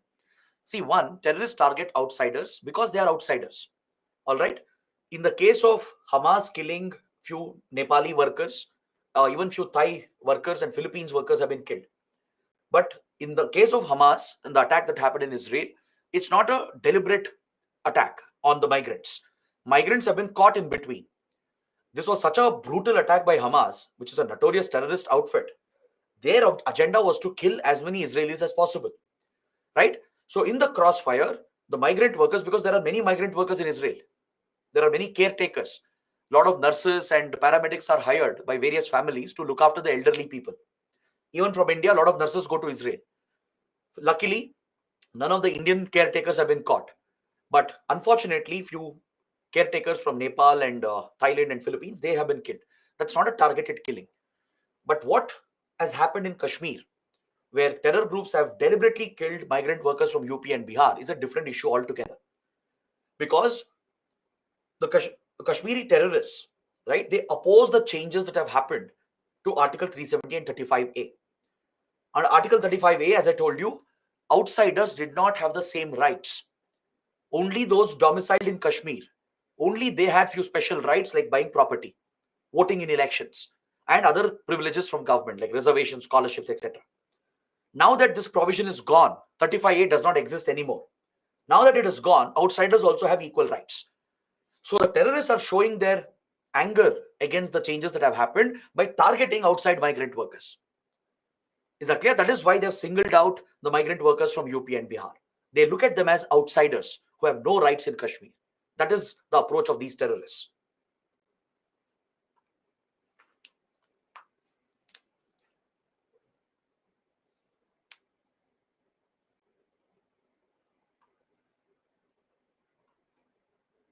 Been quite successful in isolating Pakistan, especially after the Uri attacks, right? After the Uri attacks happened in 2016, India adopted a policy called SAARC minus Pakistan. Anyway, since we have started on this point, let me cover this discussion and then we can take a short break. In 2016, when we witnessed the Uri attacks, which was carried out by Jaish-e-Mohammed, right, this disrupted the friendly relations that had started to develop between India and Pakistan. Under a new Prime Minister, that is Prime Minister Modi, and under Nawaz Sharif, the then Pakistani Prime Minister, a decent and friendly relationship has started to develop.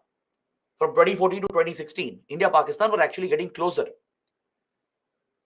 But we saw these deliberate attacks against our military sites, military bases. Prior to Uri attacks, there was a major incident at Pathankot Air Base in Punjab.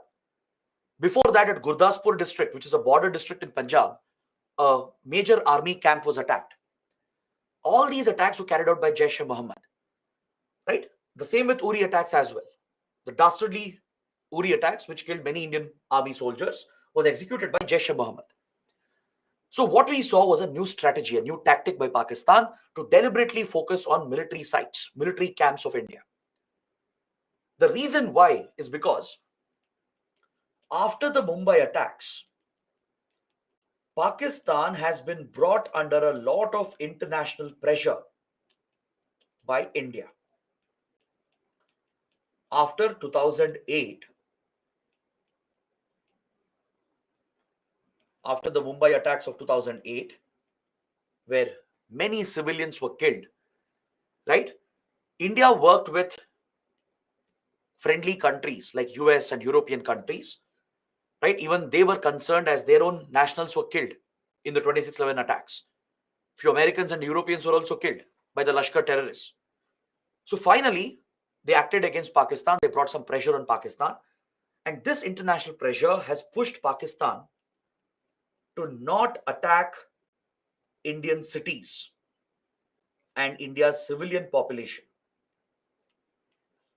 That's why in the last 15 years, you don't see any major attack in an Indian city or against India's civilian population. That's one of the reasons. Does not mean Pakistan has stopped attacking cities. It will try again. But at least for now, due to tremendous international pressure, it has stayed away from attacking cities and our civilian population. It has also stayed away from using Lashkar-e-Toiba.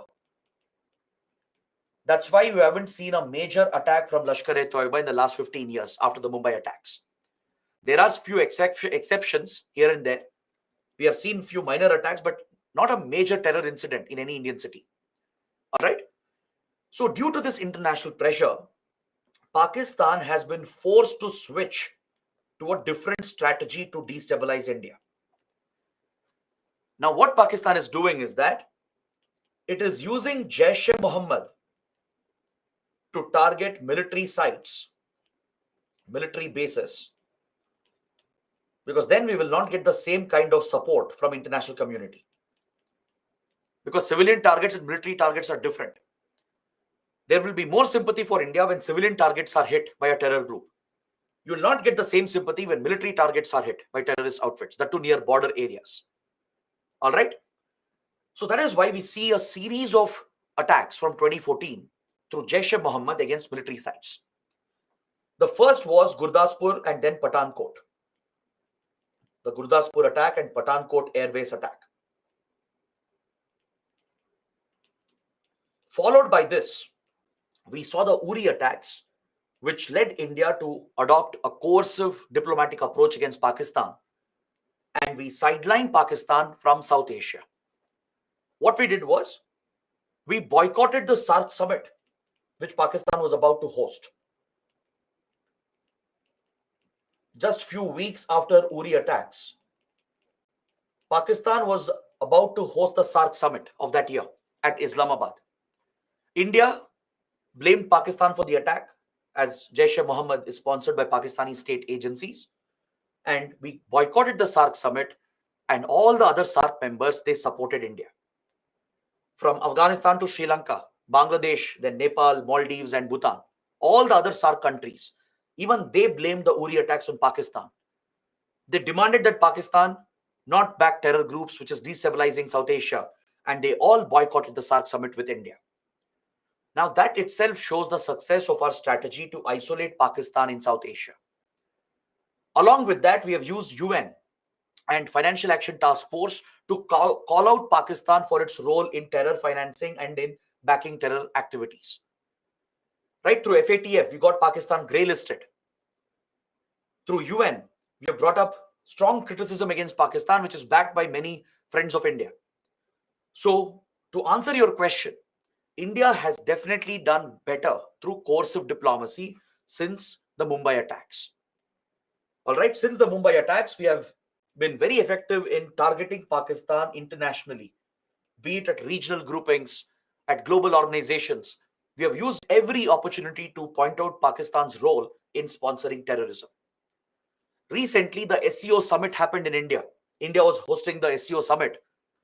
India openly pointed out, because Pakistan was also there. India and Pakistan both are members of SCO, the Shanghai Cooperation Organization. And we openly pointed out Pakistan's role in sponsoring terrorism. Right? So this is how we have managed to isolate Pakistan. We brought up the issue at G20 as well.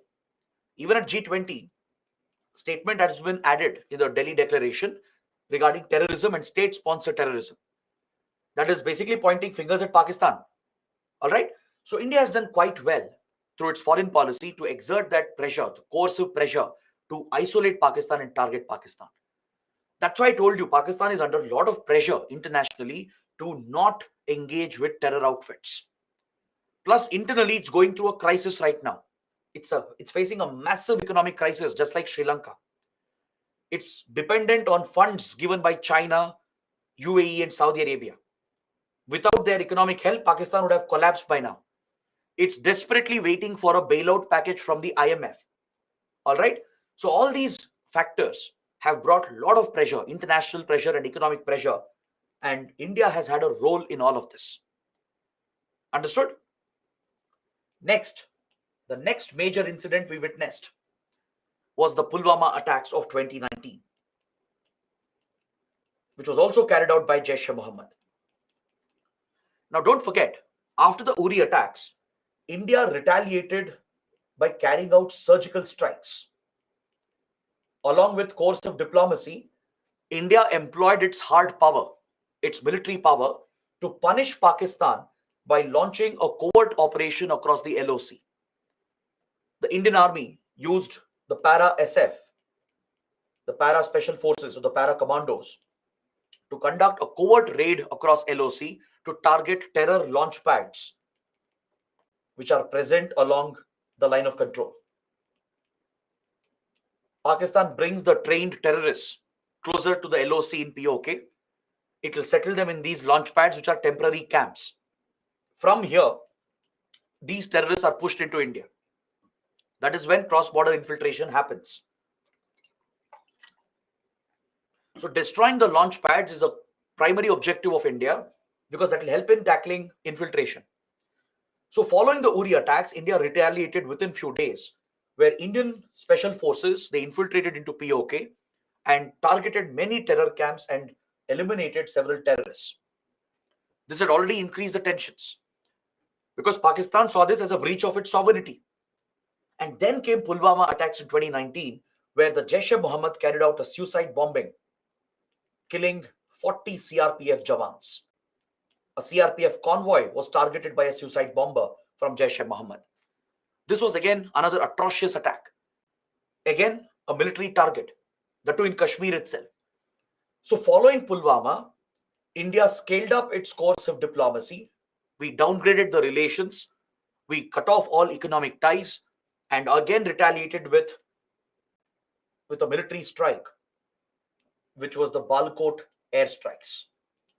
The Indian Air Force was used for precision strikes at Balkot terror camps that are located deep inside Pakistan in the Khyber Pakhtunkhwa region.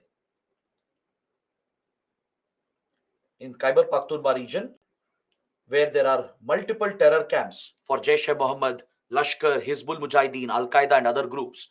These terror camps were targeted by Indian Air Force, where almost a dozen fighter jets, the Mirage fighter jets, they breached Pakistani airspace and precisely bombed some of these terror camps, killing several terrorists. So following this, the relations broke down completely.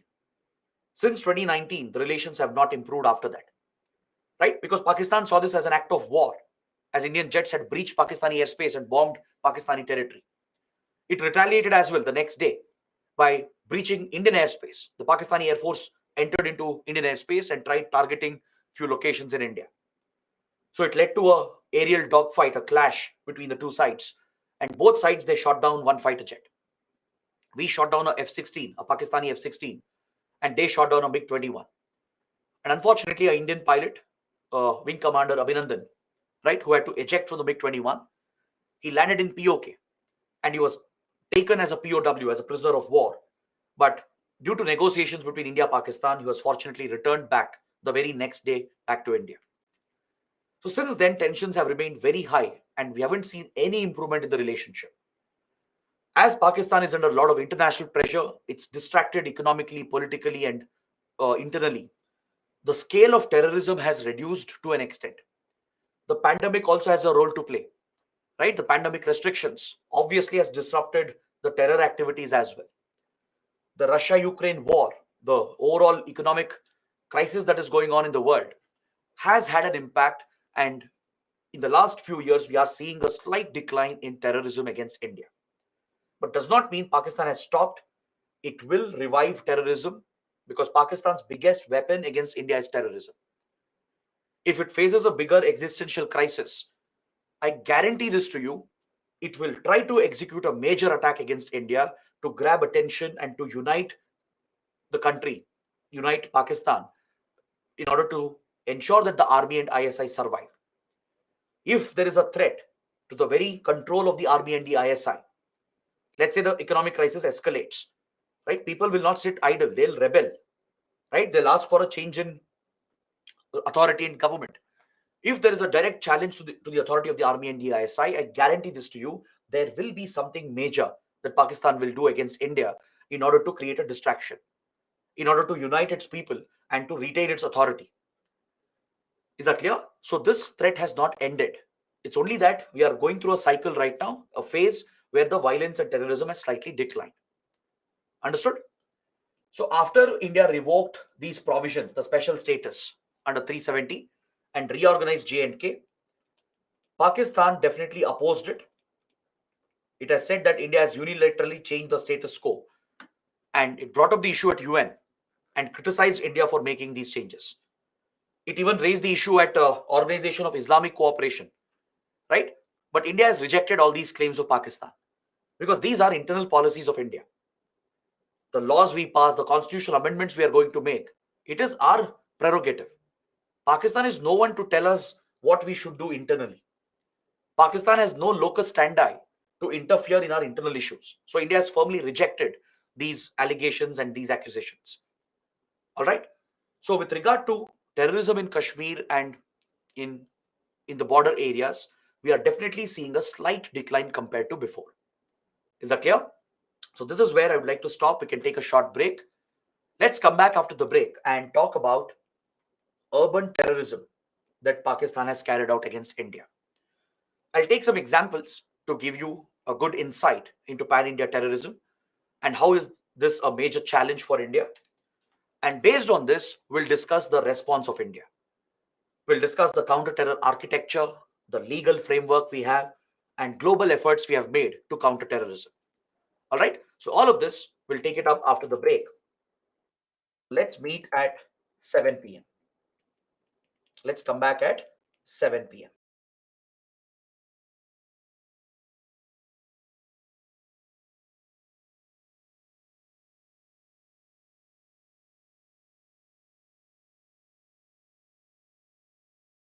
Welcome back to the session.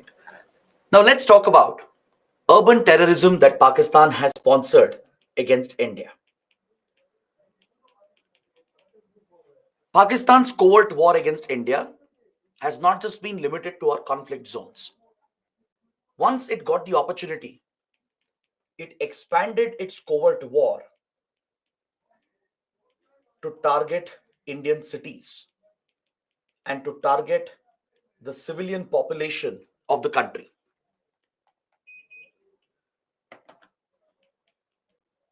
See, Pakistan was essentially waiting for opportunities to open up where India's social divisions could be exploited, especially the communal divide of India. Because to expand terrorism across the country, Pakistan would need some local support. In case of Punjab and Jammu and Kashmir, it was easier for Pakistan to wage a covert war because these were conflict hit areas. There was local support which was available, and Pakistan could rely on these local elements to carry forward Pakistan's war against India. Because in Punjab, in Jammu and Kashmir, we discussed how divisions had come up, how separatist movements had started. So it was easier for Pakistan to expand and scale up the covert war in Punjab and Kashmir. But expanding it to other parts of the country, which were stable, wouldn't have been possible without local support. It would have been very difficult for Pakistan. So this opportunity opened up in the 1990s.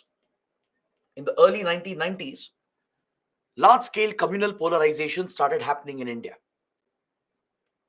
This communal polarization between the two major communities, the Hindus and Muslims, eventually led to a disastrous event, which was the demolition of Babri Masjid. The Babri Masjid demolition by Hindutva extremists triggered large-scale Hindu-Muslim riots.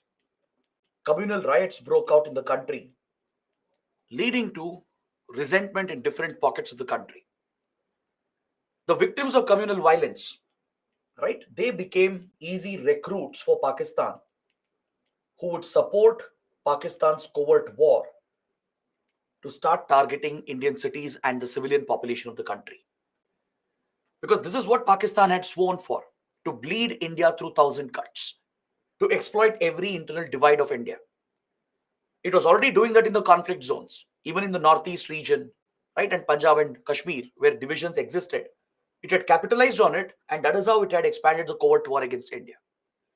But now that communal divisions were opening up across the country following these devastating riots, Pakistan got the right opportunity to focus on these communal hotspots.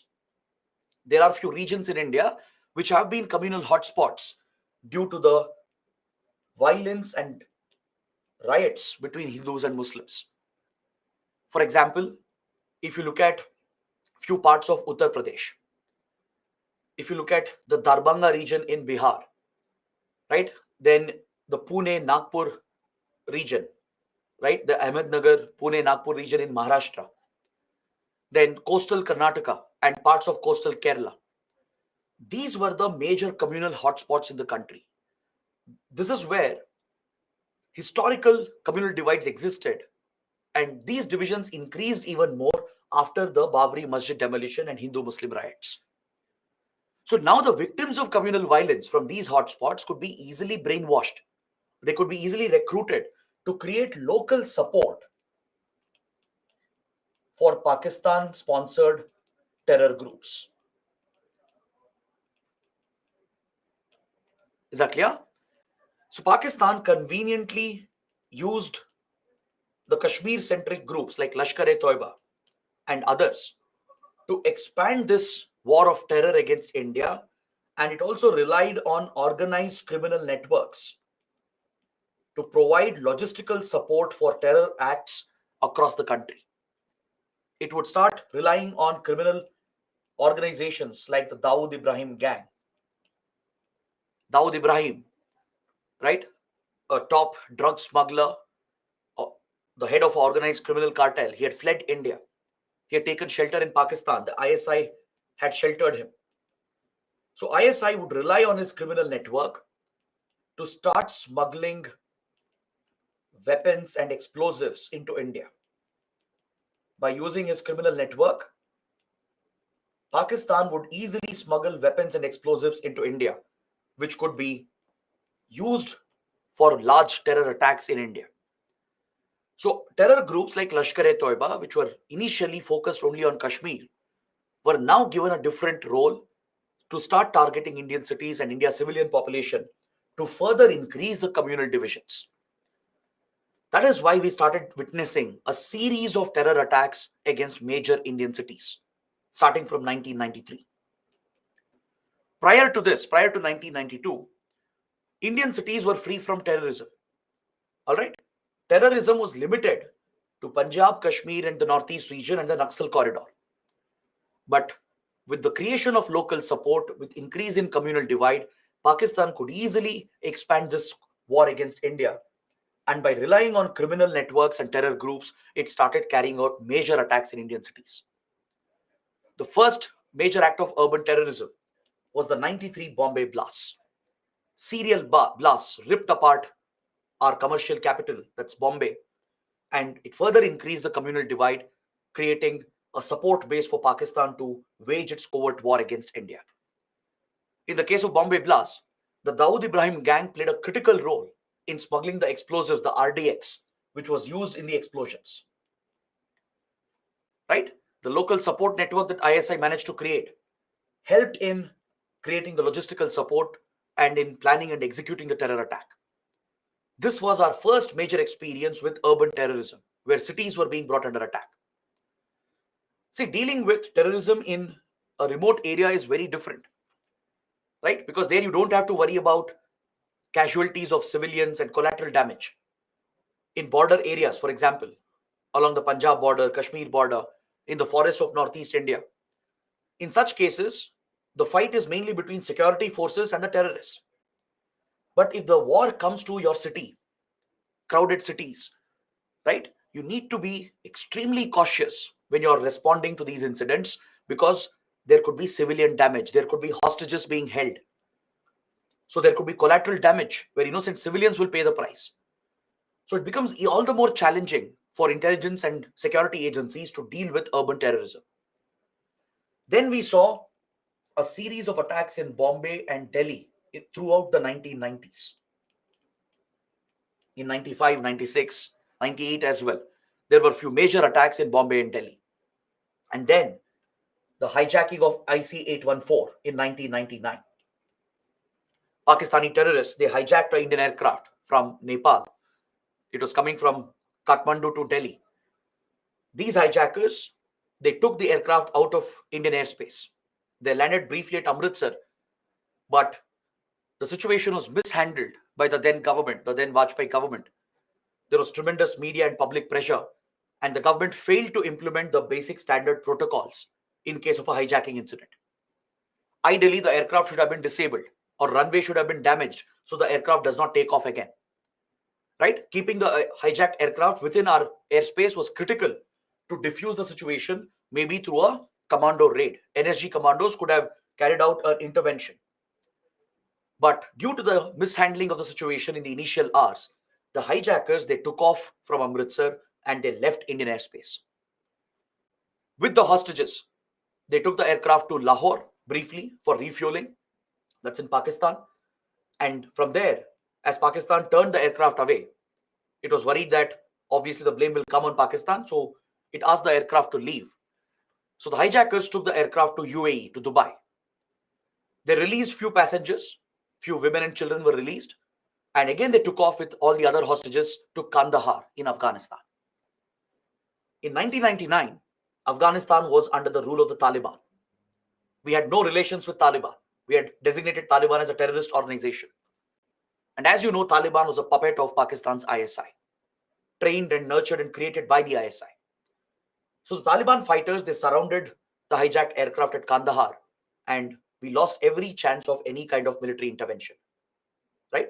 Even UAE would never have allowed an Indian military operation. No foreign country would tolerate foreign troops on their soil.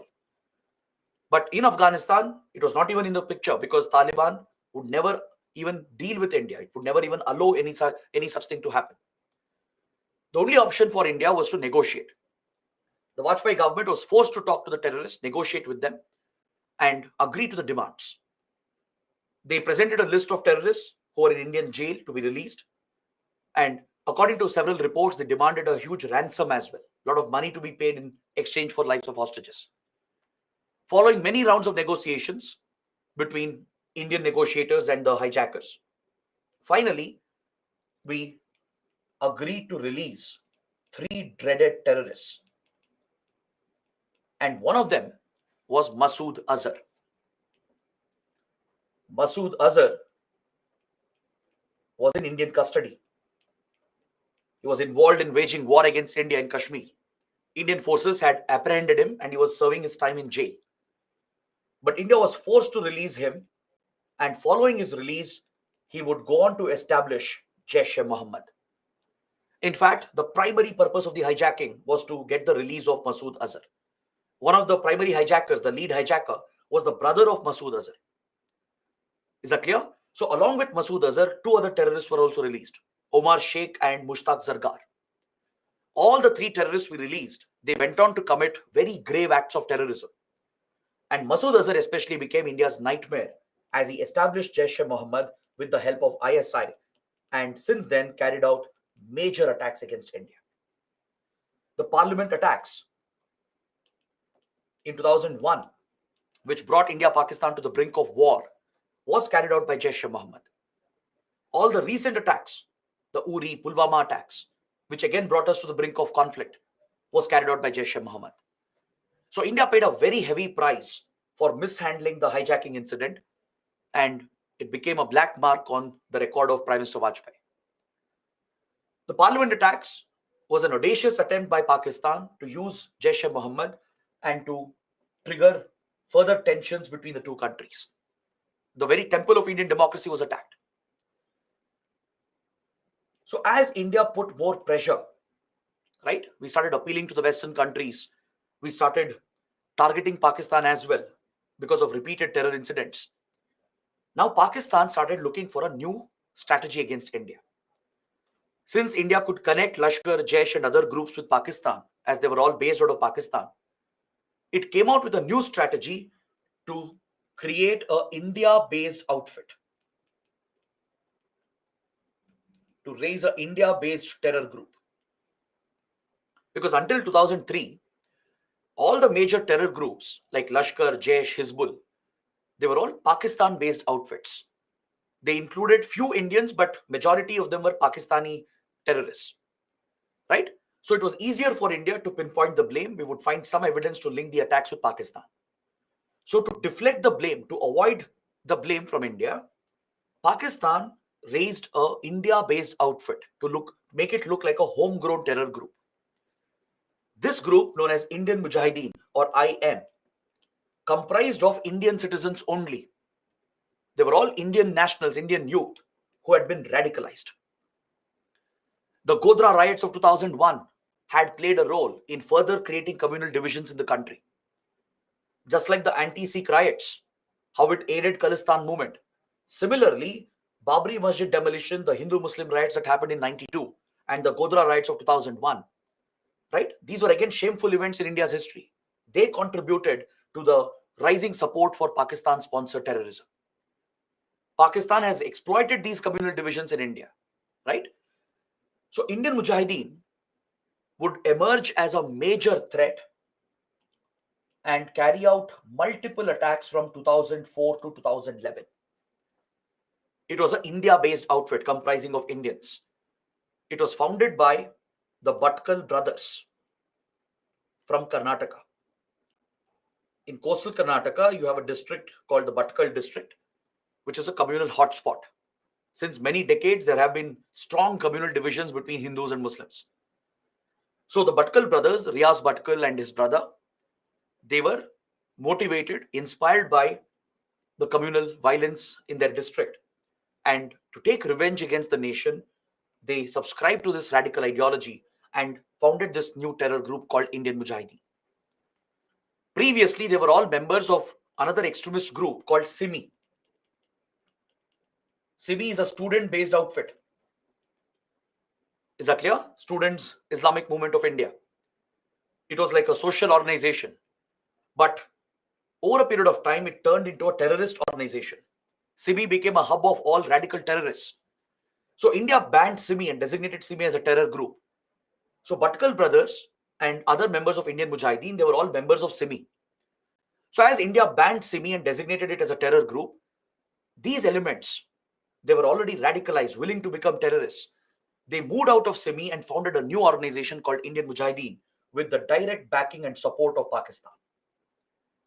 This initiative of Pakistan's ISI was apparently codenamed as Karachi Project. The ISI had planned this very well. Right? Under Karachi Project, its mission was to raise an India-based group comprising of Indian youth so that India can't pinpoint the blame at Pakistan. Even if we try to blame Pakistan, it will show the world that these are Indians based out of India carrying out attacks against India. Pakistan can say we have nothing to do with these outfits. It's India which has affected the youth and they are retaliating against India. Such blames can be put on India and Pakistan can avoid the responsibility. So Indian Mujahideen became a dangerous threat for India as it executed multiple urban attacks from Bangalore to Surat, then Jaipur, right? Pune, many cities were hit during this period by the Indian Mujahideen. The Bhatkal brothers, they fled India. They were sheltered in Pakistan. Even now it's believed that Riaz Bhatkal and his brother are hiding in Pakistan under ISI's protection. Understood? So Indian Mujahideen was operating in a very different way compared to other terror groups. As it comprised of Indian youth, they had to be more cautious to avoid detection and surveillance by Indian agencies. So what they did was they carefully recruited radical elements from across the country, from the communal hotspots, from Darbhanga, from Ahmednagar belt of Maharashtra, from the coastal Karnataka and coastal Kerala. From these communal pockets, they recruited the radical elements. And once radicalized, they would be taken out of India to Pakistan for further terror training. So what they did was, to avoid any suspicion, to avoid the surveillance of Indian intelligence agencies, they used the Nepal route. They would sneak into Nepal because we have an open border with Nepal. They would cross over into Nepal, and from there, the ISI would arrange their travel to Pakistan. The ISI would provide them fake passports and fake identity. Under these false names, they would fly to a West Asian country. In West Asia, in UAE, in Saudi Arabia, and in few other countries, the ISI had created a safe haven. So they would be taken there under the false identities, and Indian agencies would never suspect them, right? Because they would have sneaked out of India without any evidence. And in Nepal, they would have assumed a false identity and then they would fly out to West Asia. From there, they would be taken to Pakistan, either through the air route or sea route through Persian Gulf. And in Pakistan, their entry would never be recorded. The ISI would directly take them away and they would be taken to terror camps in POK and in other parts of the country to train these terrorists. They would be further radicalized and put on an intensive terror training course where they would learn to assemble bombs. They would learn to assemble IEDs, improvised explosive devices. They would learn combat techniques. They would learn the art of secret communication, right? They would give all the support and training and then push them back into India through the same secret route. And once the terrorists come back to India, they wouldn't immediately attack. They would lie low for a while. They would form sleeper cells or sleeper modules. This method of operation was very different compared to your regular terror groups like Lashkar, Jaish, and others. Terror groups like Lashkar-e-Toiba, Hizbul Mujahideen, they usually launch attacks immediately as they infiltrate into India. All right, they don't wait. And groups like Lashkar, Jaish, and Hizbul, they comprise mainly of radicalized Kashmiri youth and Pakistani terrorists. The presence of Indians is very limited in Lashkar, Jaish, and other groups. It's mainly made up of Pakistani terrorists and few Kashmiri terrorists. But Indian Mujahideen was different in all these regards. It was largely made up of Indians, and after receiving their training in Pakistan, they would come back to India, resume their normal life. Most of the terrorists were college students, engineers, doctors. So we were looking at a different kind of terrorism. They would resume their normal life without raising any suspicion, and they would wait for orders. Once they get the orders from ISI and the Bhatkal brothers who are hiding in Pakistan, then they would plan and execute the attacks. So this new strategy took India by surprise. For the initial 2 years, India didn't even attribute the attack to this group called Indian Mujahideen. Rather, we weren't aware that such a group existed. As usual, we kept putting the blame on Lashkar and other groups. And then Indian Mujahideen started sending letters and emails to media outlets claiming the attack and showing that there is a new organization in India called Indian Mujahideen. So that is when India woke up to the threat. Indian intelligence agencies, they acted immediately with the help of state police organizations, and they started unraveling this entire network. Since they were operating in multiple states, right, even though they were under police radar, we never linked these elements together because coordination between different state police was always difficult and challenging. So now, once India realized the threat, that this was a interstate organization based out of Pakistan, getting support from Pakistan, then IB and DRAW launched a major covert operation to eliminate Indian Mujahideen. And this operation of India was a very successful operation. Today, Indian Mujahideen does not exist. By 2010, 2011, we wiped out this outfit. That was the kind of action India took to eliminate Indian Mujahideen. IB and DRAW launched covert operations in India and abroad to identify these elements, to collect evidence against them, to target them, right? And we got support from Saudi Arabia and UAE. By 2009, UAE and Saudi Arabia got very close to India. They built a strategic partnership with India, especially after Mumbai attacks. The US was pushing Saudi and UAE to get closer to India and work with India on sharing intelligence. So because of the help we got from these West Asian powers, we managed to destroy the safe haven that existed in West Asia. We shared information with these countries. They acted upon it. They worked with Indian agencies. They carried out joint operations. Most of these terrorists were arrested and extradited back to India. They were secretly brought back to India. Inside India, many operations were carried out, including the infamous Batla House encounter. Many of the Indian Mujahideen terrorists were killed, eliminated. State police organizations, their respective anti-terrorist squads, they all started coordinating, sharing information with IB and DRAW, and this collective effort helped India to eliminate and wipe out this group. Nepal also gave a lot of cooperation.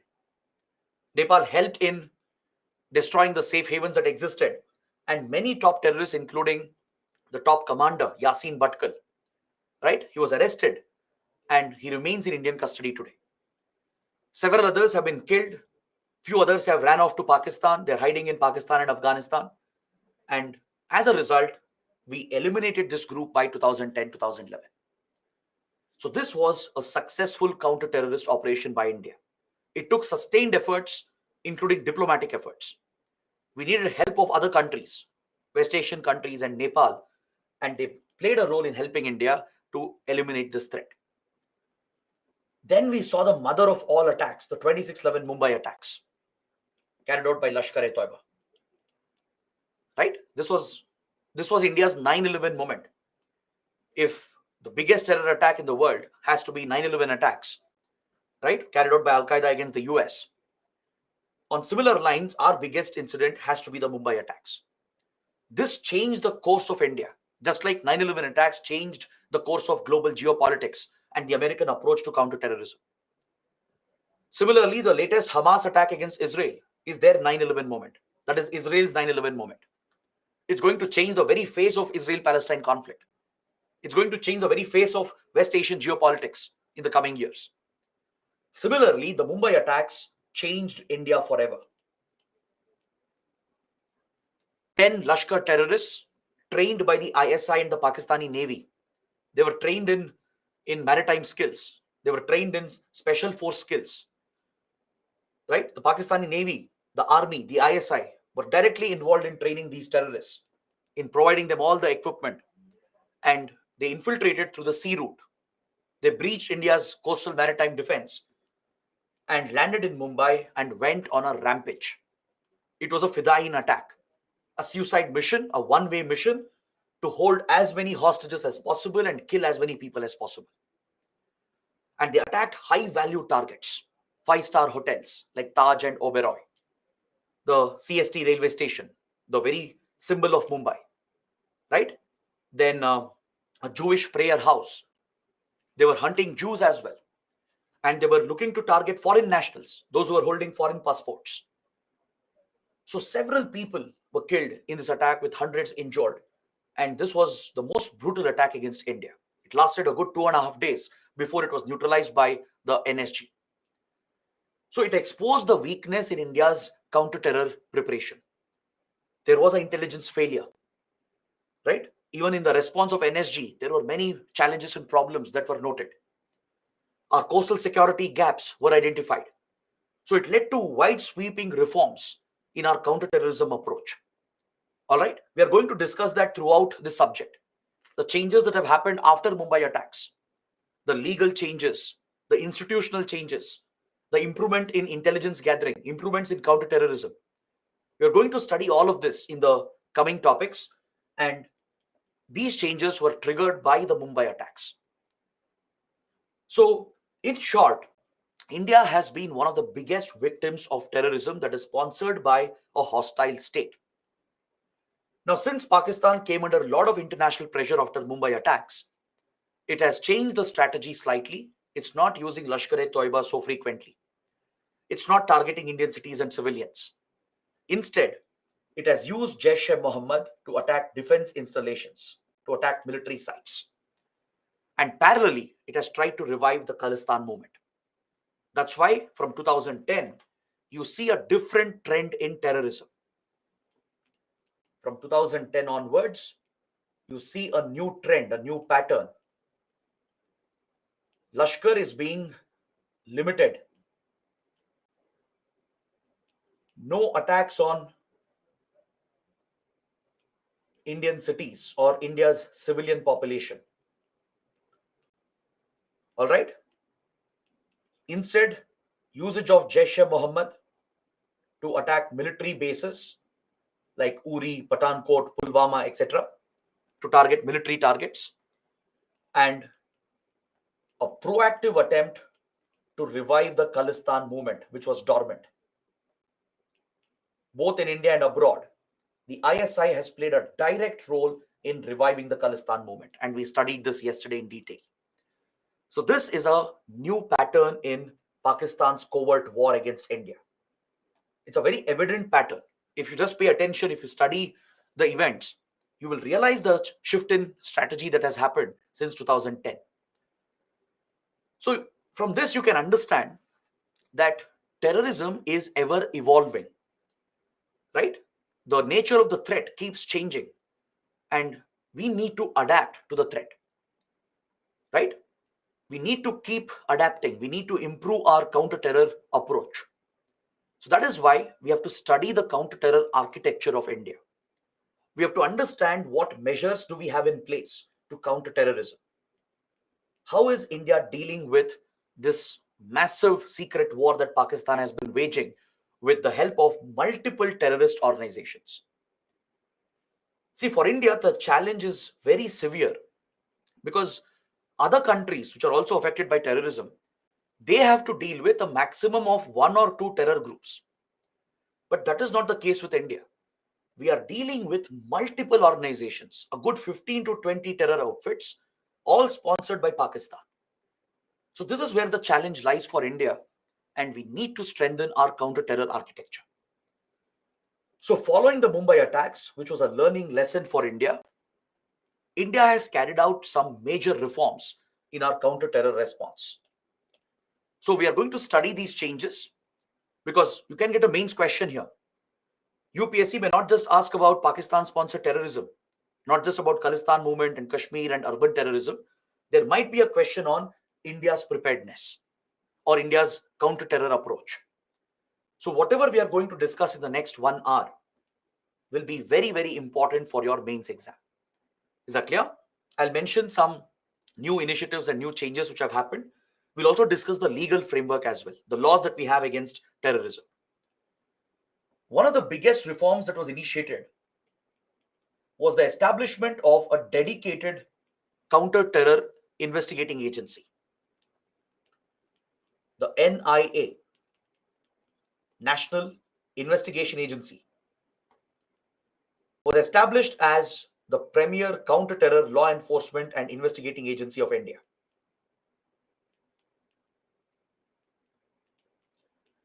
Now let me explain the significance of this. Let me just open a new slide. See, NIA was established through the NIA Act that was passed within few weeks after the Mumbai attacks. Within few weeks after Mumbai attacks, the Manmohan Singh government to carry out a reform in our counter-terror architecture, introduced a very important law through the parliament. The NIA Act was passed, leading to the establishment of National Investigation Agency, which would become the dedicated elite counter-terror law enforcement and investigating agency of India.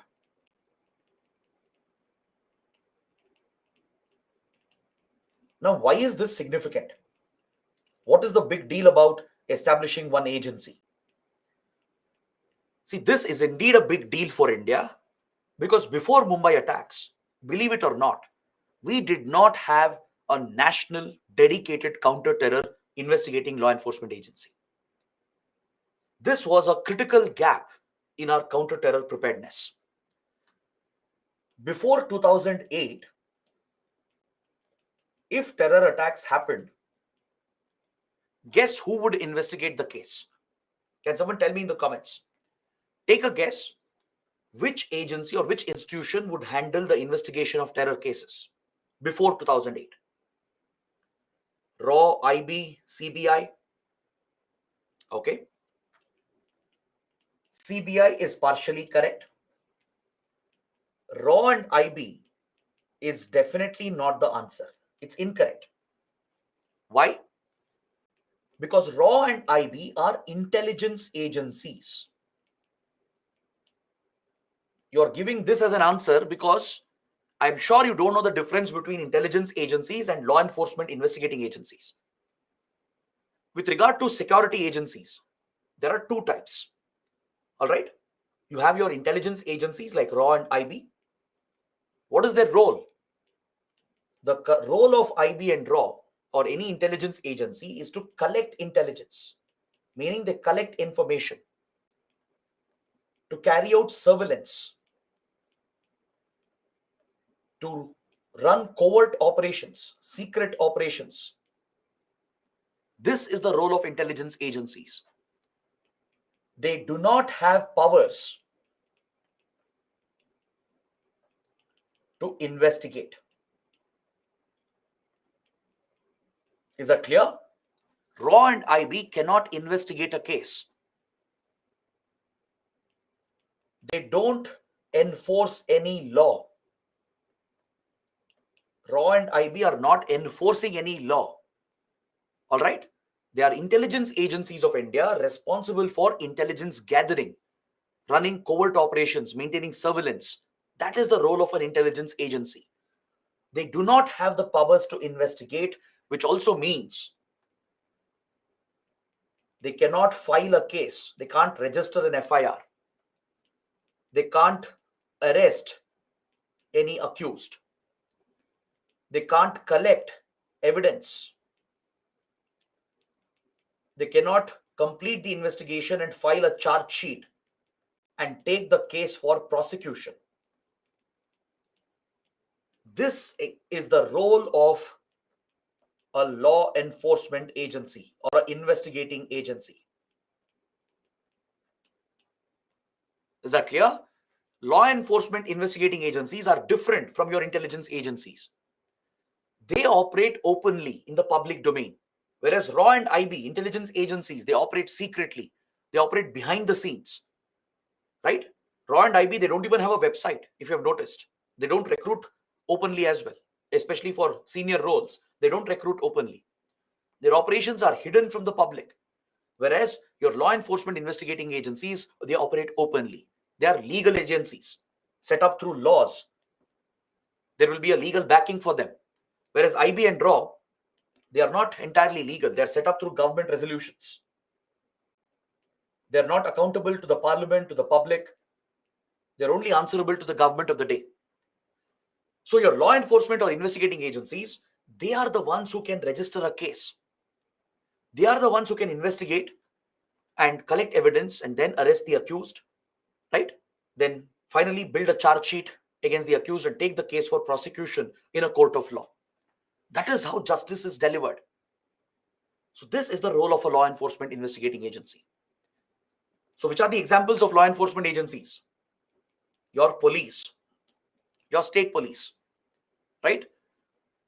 The police agencies, right? Your city level police, your local police station.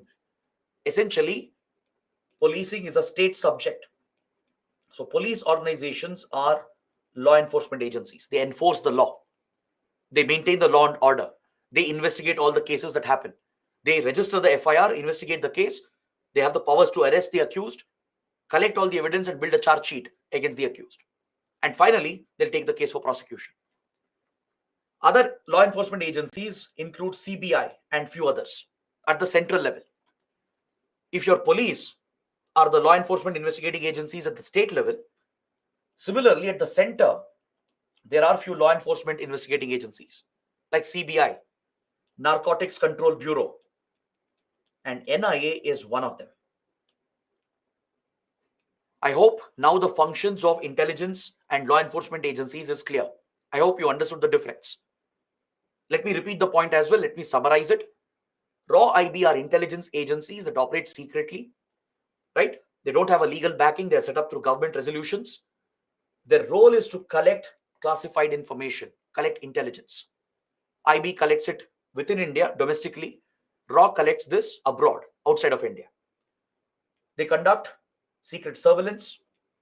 They run covert operations if required to protect Indian interests. Is that clear?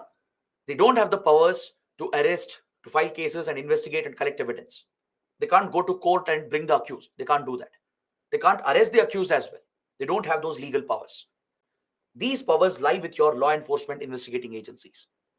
They have legal backing. They are set up through a law. So at the state level, state police is a law enforcement legal investigating agency.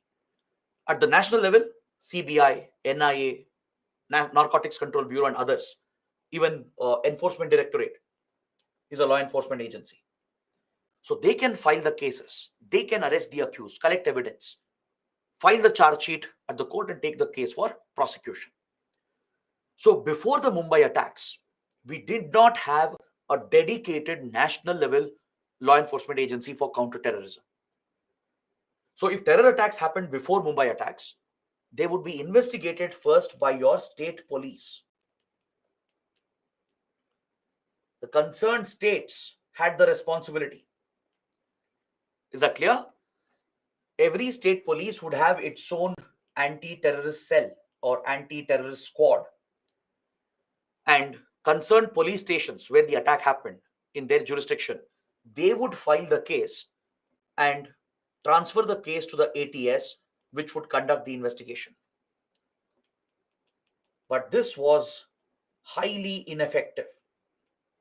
Even though some states registered success, some state ATS were doing pretty well, it was very, very ineffective because your police organizations are outdated.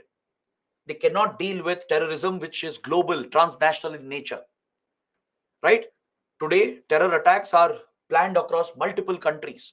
Funds might come from Italy. Weapons might come from Pakistan. The terrorists might have moved across multiple countries. Right? So to get global cooperation to run such a large-scale investigation, you cannot rely on your state police organizations. State police, they're already suffering from a lot of inefficiencies. They lack the motivation, the training, the skills, the weapons, the resources, right? So state police were ineffective in dealing with terror cases. What they would do is, because of pressure, because of political and media pressure, they would try to shut the case as soon as possible. Instead of conducting genuine investigations, they would go behind some culprits, pick them up, file false charges against them, torture them as well, and get a confession from them. So this was leading to miscarriage of justice. Innocents were being branded as terrorists while the actual terrorists were roaming freely due to the inefficiency of your police forces. So our counter-terror response was very, very weak before Mumbai attacks. Understood? In some cases, CBI would be provided the case. This was again a major problem. CBI has no specialization in counterterrorism. I don't know if you know this. CBI was established to tackle corruption in the government. When it was established initially under British rule, and even later when it was turned into CBI, by the government of India. Its prime role was to tackle corruption in the central government. Later, it was turned into a jack of all trades. CBI was given economic offenses when major scams happened, like Harshad Mehta scam, Abdul Karim Telgi scam. All the major financial scams were given to CBI, even though it didn't really specialize in economic offenses. Then later, high-profile murders, kidnappings, where state police were not able to handle, they would simply transfer it to the CBI. Similarly, when terror attacks increased in 1990s, terror attacks were also given to CBI, like assassination of Rajiv Gandhi by LTTE. CBI was handed the case. CBI had never experienced in the field of counterterrorism, right? So what I'm trying to say is that before 2008, we had a major flaw in our counter-terror response. Though IB and RAW were doing their task as part of intelligence gathering and covert operations, with regard to law enforcement and investigation, we were very weak. State police were ineffective. They were going behind the wrong guys, punishing innocents and leading to miscarriage of justice and human rights violations. They were not delivering justice, getting hold of the actual terrorists. So this was very ineffective. In some cases, it was being transferred to CBI, which was also ineffective because it had no specialization in counterterrorism. So finally, the Mumbai attack was a wake-up call for India. So the NIA Act was brought out to establish NIA as the lead counter-terror agency of India. Today, it's a national level elite counter-terrorism agency of India. All right. If IB RAW take care of the intelligence part of it, NIA takes care of the investigation part of it. So through the NIA Act, tremendous powers have been given to the NIA, and you should know about this. The NIA has exclusive jurisdiction. It can claim exclusive jurisdiction with regard to any terror incident in the country. Any terror attack, be it by a Pakistan-based outfit, be it in Kashmir, be it in Punjab by Khalistan groups, be it a Naxal attack, be it Northeast insurgents, any terror incident in the country will come under the jurisdiction of NIA. All right? It almost has exclusive jurisdiction. It has been given nationwide jurisdiction. Any terror incident in any part of the country, the NIA can step in and it can take over the case. Even if state police have started their investigation, even if state police have registered their case, NIA can step in and take over the case from state police. That is the power given to NIA. It has nationwide exclusive jurisdiction for all terror incidents in the country. Is that clear? It has been provided with special NIA courts to fast track the cases, to provide for quick justice and effective justice, and to speed up the hearings and deliver quick punishment to the terrorists. Special NIA courts have been created across the country. So these NIA courts will take up the hearings on a priority basis and they will clear the cases quickly, providing for quick justice and quick punishment. Is that clear? The NIA has been provided with all the resources necessary, from technical resources to logistics, training, and even, if required, foreign cooperation with foreign agencies. All the required resources are at its disposal. It even has access to advanced forensics. It has built up these skills and resources on its own. It's become a formidable organization in a very quick span of time. Apart from being headquartered in Delhi, it has regional offices as well, right? At the top level, it is manned by the IPS officers. At the higher positions, it's all IPS officers. And across the country, the NIA has established a formidable presence with good technical skills, forensics, and all required tools, including cyber forensics, specialization in tracking the movement of funds, right? Specialization in studying terror groups, their methods of operation around the world. So all such special skills and resources have been gained by the NIA in a very quick span of time. Recently, NIA Act was amended in 2019. The Act was amended in 2019 to increase the powers of NIA. All right. Right now, its jurisdiction has expanded to foreign countries as well. NIA has the power to investigate terror attacks in foreign countries if the attack affects Indian interests. Is that clear? This provision was specifically added because of two incidents that happened in 2019. There was one terror attack in Sri Lanka, the Easter Sunday bombings, carried out by a Sri Lankan terror group called National Tawheed Jamaat, or NTJ. NTJ is a Sri Lankan terror group aligned with Islamic State, inspired by ISIS ideology. It executed a major attack, the Easter Sunday bombings, which had a connection with India. These NTJ terrorists, they were coming to India, coming to Tamil Nadu and Kerala, and Indian agencies were tracking them. RAW was keeping an eye on NTJ terrorists from Sri Lanka. We had specific information that they are planning a major attack in Sri Lanka. India had passed on the intelligence to Sri Lankan authorities, but they failed to prevent the attack from happening. So given that NTJ terrorists were having connections in India, traveling frequently to Tamil Nadu and Kerala, we had interest in this case, and this was a motivation for India to provide jurisdiction to NIA to investigate attacks in foreign soil. In the same year, there was a major attack in Afghanistan, in Kabul. A Sikh Gurudwara was attacked by Islamic State. It killed several Sikh minorities, right? And this was of interest for India because the Sikh community, their well-being is of concern for India. Plus, the Khalistan movement was being revived. Several Khalistan groups, as you know, they have a foreign presence. So to ensure that NIA has jurisdiction on all these cases and incidents, its jurisdiction has been expanded to cover foreign countries as well. But of course, it depends on approval from the foreign governments. It's not that NIA can simply step in and investigate the case. NIA can register the case. Within India, we can investigate if we want. But if we have to go to the other country, collect evidence on the ground, collaborate with their investigating agencies, we have to request their permission, their approval. All right. But within India, NIA need not get approval from states. No approval is needed from state governments and state police. That's why I told you it has exclusive jurisdiction. It can step in, take over the case from the state police as well if required. Any terror incident across the country, it has been given exclusive nationwide jurisdiction.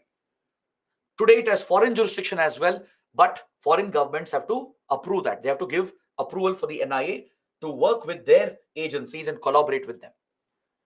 These powers are given to FBI as well by the US. It's modeled on the lines of FBI, the Federal Bureau of Investigation. FBI is responsible for homeland security in the US, domestic security in the US. It also acts as a domestic intelligence agency. So FBI, which investigates terror cases, right, on American soil, also has foreign jurisdiction. If there are attacks in foreign countries, which is threatening American interests, FBI can seek foreign jurisdiction and investigate the case as well. So when Mumbai attacks happened in India and when American nationals were killed, right, FBI approached India, requested India for permission. India gave the approval and FBI joined the Indian authorities in investigating the Mumbai attacks. On similar lines, NIA also has been given foreign jurisdiction today. All right. Another big change is that now NIA can investigate related cases as well, where there is a connection to drug trafficking, arms trafficking, to Atomic Energy Act. If there are any violations of Atomic Energy Act, meaning if there is a nuclear incident where there is a terror angle, right? Certain cyber crimes as well. Even certain cases of money laundering. These cases usually come under the jurisdiction of other agencies Like money laundering is exclusively dealt with by Enforcement Directorate. It's ED's jurisdiction. Drugs and arms or any smuggling and trafficking is a jurisdiction of Narcotics Control Bureau, Directorate of Revenue Intelligence. All right. In some cases of economic offenses, CBI will have jurisdiction, ED will have jurisdiction. But if there is a terrorist connection, if there is a terror angle to any of these cases, NIA can step in and join the investigation. Is that clear? Because terrorism is connected to all these activities. There could be a case of nuclear terrorism involving nuclear material. There could be a case where terror attacks are connected with drug smuggling and arms smuggling. There could be cases where terrorism is connected with cyber crimes and cyber warfare, or it could be connected with money laundering. So in such cases, NIA can claim jurisdiction and investigate the case along with the other agencies which have original jurisdiction. So this is a major change which has been carried out. Apart from this, few other changes were also done. For example, with regard to NIA courts, the structure of NIA and powers of investigating officers, all those minor changes were also done. But these were the major updates that happened in 2019. So because of all these powers that have been given, NIA has become a very effective counter-terror law enforcement agency in the country. Understood? So any bomb blast, any terror incident in any part of the country, and in some foreign countries as well, NIA can investigate those cases and push the case for fast-track prosecution at special NIA courts. So this measure is one of the most important institutional measures and legal measures that has been taken by India after the Mumbai attacks. All right. The reason why I have explained this in slight detail is because you can expect a 10-mark question or maybe even a 15-mark question asking you to highlight the role of NIA, the role and powers of NIA. Is that clear? It's one of the major reforms we have carried out as far as counterterrorism is concerned. So please understand the difference between law enforcement and intelligence. This is very, very important. It will keep coming up in the next classes. All right. So in law enforcement as well, there are two specific roles. In law enforcement, within the domain of law enforcement, there are two roles. One is investigation, which I was mentioning till now. The other is maintaining law and order. All right. And the other specialized role is intelligence. So with regard to policing, security agencies, there are these different specific roles. You have your intelligence agencies, which conduct covert operations, collect intelligence, etc. They don't have legal powers to arrest or investigate. Then you have your law enforcement agencies that enforce a particular law. They have a legal backing. The law defines their powers, their role. And in law enforcement, there are two tasks or two different roles. One is investigation, like NIA does. CBI is an investigating agency. ED is an investigating agency. The other role is law and order, maintaining law and order in the jurisdiction, preventing crime, investigating murders, right? Preventing riots, maintaining public order. That is another role in policing. So your state police, for example, which are law enforcement agencies, they perform both the tasks. Your state police, they take up investigation as well. They maintain law and order as well. Those are policing functions. Understood? So at the state level, it's your state police that deals with law enforcement. It has the legal backing to maintain law and order, deal with any security situation on the ground, and investigate the cases and take the cases for prosecution. At the national level, there are few law enforcement agencies. They usually look after investigation only. But there are central armed police forces like CRPF, BSF, and others. They perform a law and order function as well. Clear? Then come your intelligence agencies, whose role is only to collect intelligence and run covert operations. So please understand these policing functions. This will keep coming up. All right. So that is why I'm explaining this basic concept. Next, the primary legal weapon of India against terrorism, the UAPA, Unlawful Activities Prevention Act. This law was amended after the Mumbai attacks to turn this into our primary legal weapon against terrorism. Because unfortunately, we didn't have a effective law against terrorism. Now look at the irony of this. Even though India has been the biggest victim of terrorism, we didn't even have a dedicated law enforcement agency. We didn't even have a dedicated law to deal with modern day terrorism. It took the Mumbai attacks to wake up the Indian government. Subsequent governments, none of them had taken these measures. Finally, the Mumbai attacks were a wake up call, right? It made us realize we had major security flaws. It was a colossal intelligence failure, a failure of our coastal security and maritime security, a failure of our counterterrorism efforts. So it introduced major reforms. It pushed the Manmohan Singh government to introduce all these reforms. So that is why NIA was established, and UAPA, an old law, was amended to turn this into the primary anti-terror law of India. All right. So we need to talk about the legal framework in India to deal with terrorism. This can come as another question. UPSC might ask you to discuss the laws we have against terrorism and the issues associated with them, because there is a very big controversy regarding these laws. Until date, we don't have a modern law against terrorism. Even though UAPA has been amended, right? We still don't have a new modern law against terrorism. So let's see which other laws are available and what problems are associated with it. And let's also talk about UAPA, which has also been very controversial. See, there are 4 laws that we have seen in India that have provisions to deal with terrorism or terrorism-like incidents. One is the National Security Act of 1980, the NSA, as it's popularly known as, the Terrorist and Disruptive Activities Prevention Act, or popularly known as TADA, Prevention of Terrorism Act, popularly known as POTA, basically the short forms, TADA, POTA, NSA, and finally UAPA, Unlawful Activities Prevention Act.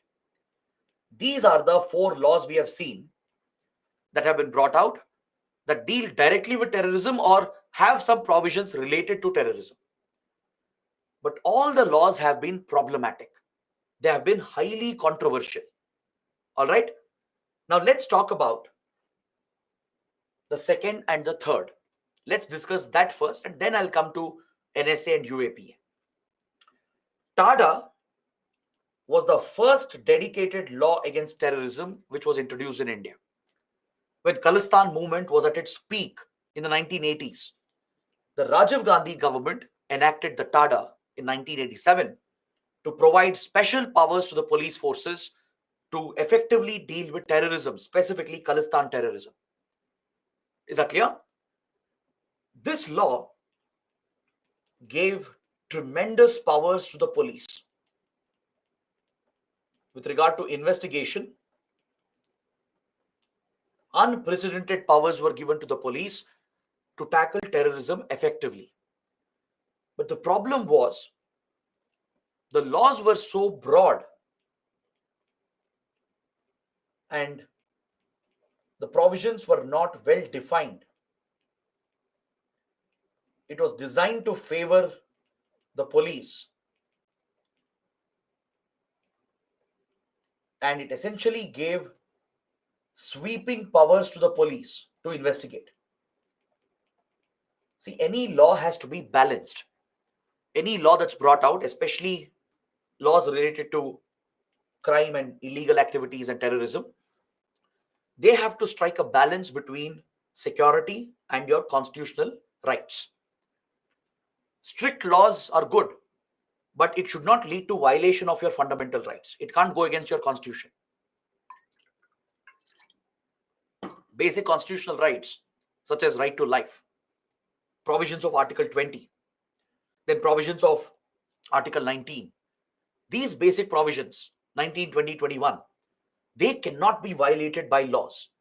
In the name of fighting crime or terrorism or illegal activities, in the name of national security, you can't bring such draconian laws which leads to abuse of human rights and fundamental rights.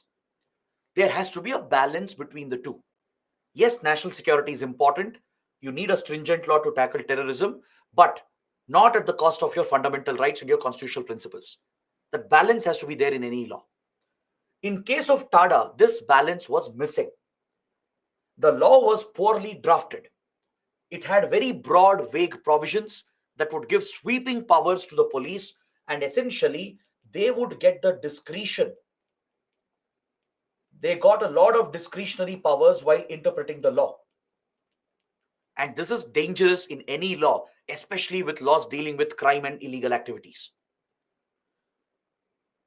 The provisions were not specifically defined. There was no accountability.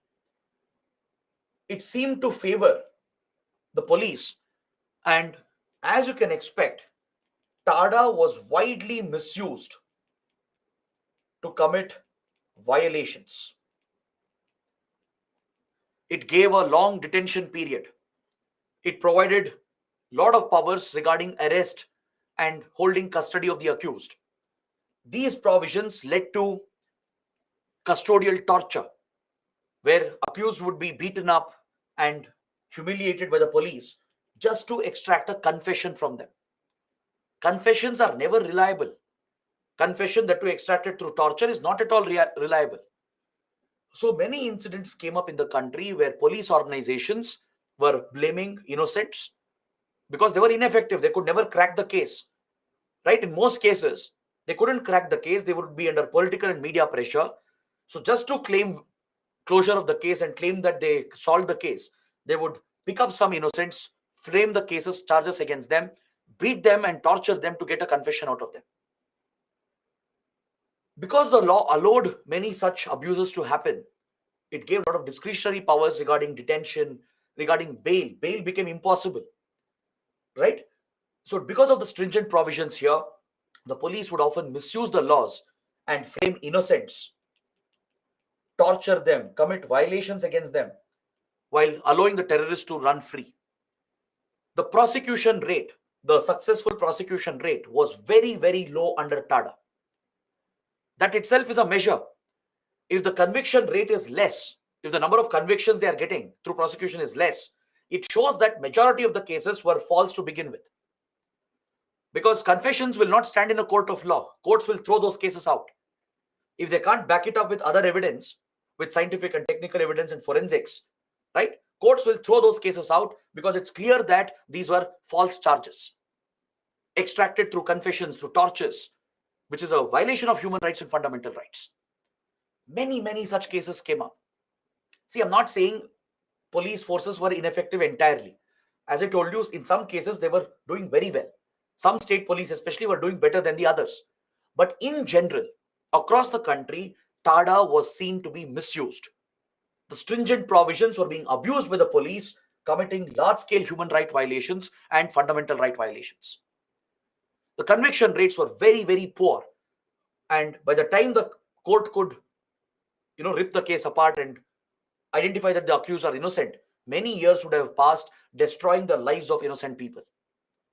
Imagine, once they are arrested, right, then tortured and pushed through the legal process, it would have taken few years, their reputation would have been damaged, their careers, their lives would have been ruined. And finally, the court declares them as innocent. Because the police never got right evidence. They had mainly got confessions by beating them, by torturing them. Or it could be the other way around as well. They might have got the right guys, but they were ineffective to provide the right evidence. They couldn't build a watertight case against them to convince the court. So many such failings were noted under TADA, and as a result, it was allowed to lapse in 1995. TADA does not exist anymore. One good thing about TADA was, the only good thing about TADA, it had a sunset clause. Some laws will have a sunset clause, basically expiry date. The law will be retired. The law will be allowed to lapse at a given date. When the law is enacted, Then itself a sunset clause is added, an expiry date is given, that this law applies only till then. So under TADA, right, it was seen as a temporary measure to tackle Khalistan movement and other terrorist activities we were seeing. Its application was only till 1995. If it had to be extended, it had to be extended by the parliament. All right. Because of all the controversy, the criticism, the large scale abuses and violations, the government allowed the law to lapse in 1995. So TADA does not exist anymore. TADA charges cannot be brought up right now. All right. It's the same law under which the Bombay blasts were handled. Right. Many of you would know the popular case involving actor Sanjay Dutt, where he was accused and even held guilty of possessing arms and ammunition, which was tied with the Mumbai blasts. Right. It was a part of the same consignment of weapons that was sent by Pakistan. And Sanjay Dutt was charged under TADA. Is that clear? But apart from this case, in many other cases, there were violations and abuses. So due to the controversy, TADA was allowed to lapse. Clear? It does not exist anymore.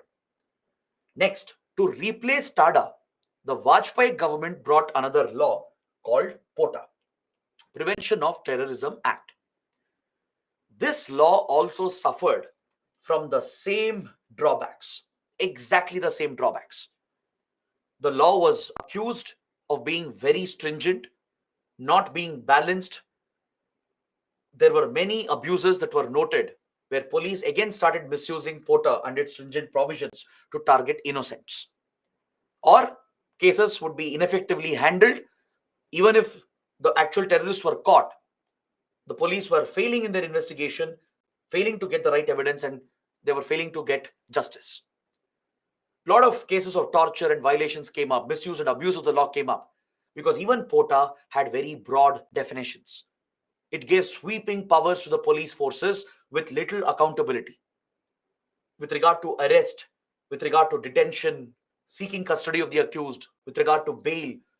Right? In all these provisions, it was a very stringent law and gave lot of discretion to the police.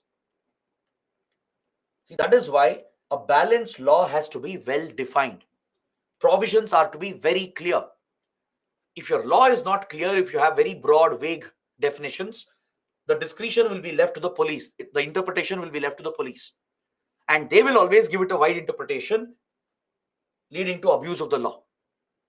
So POTA also suffered from the same consequences. Even under POTA, conviction rates were very, very low, meaning either the cases were false or the police were ineffective in proving the guilt of the accused. So POTA also became controversial, and it was repealed by the next Manmohan Singh government in 2004. It lasted only 2 years. It triggered a major controversy in the country, so POTA was repealed. It was repealed by the parliament, and it does not exist anymore. All right. So today we are left with two laws that deal with terrorism. One is National Security Act, the other is UAPA. I'll come to UAPA, but let me tell you about NSA, the National Security Act. The NSA, which was brought in 1980, it mainly has provisions to deal with so-called anti-national activities. It deals with anti-national activities which are a threat to the unity, integrity, and sovereignty of the nation. All right. So what can you understand from this? You can realize that this law was never meant to deal with modern day terrorism. It didn't contain any specific provision regarding terrorism.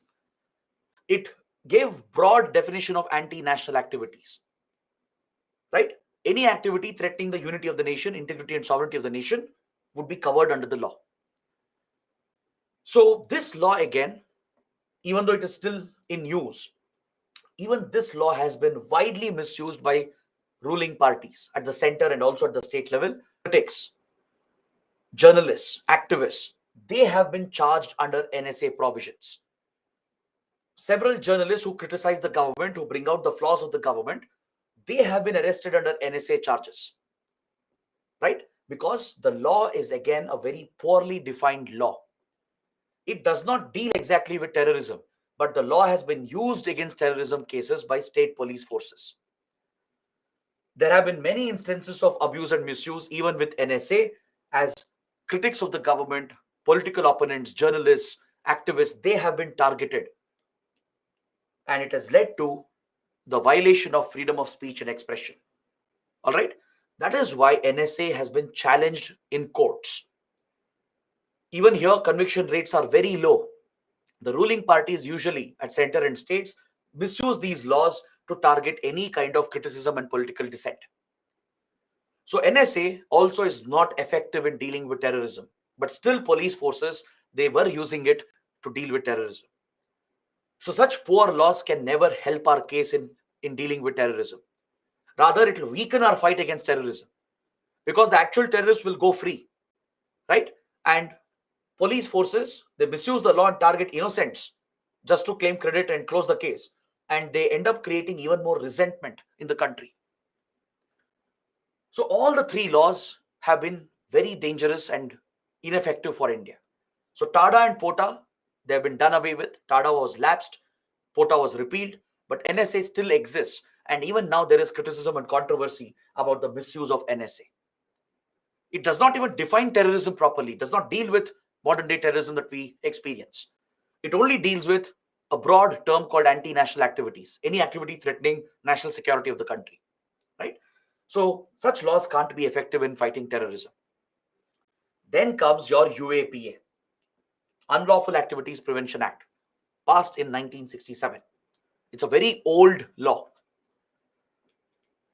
This law was brought out to deal with unlawful activities. Basically, activities which are against the law, activities which are a threat to the country. All right? Activities that could threaten the unity of the nation, sovereignty of the nation, integrity of the nation, and the national security of the country, and as well as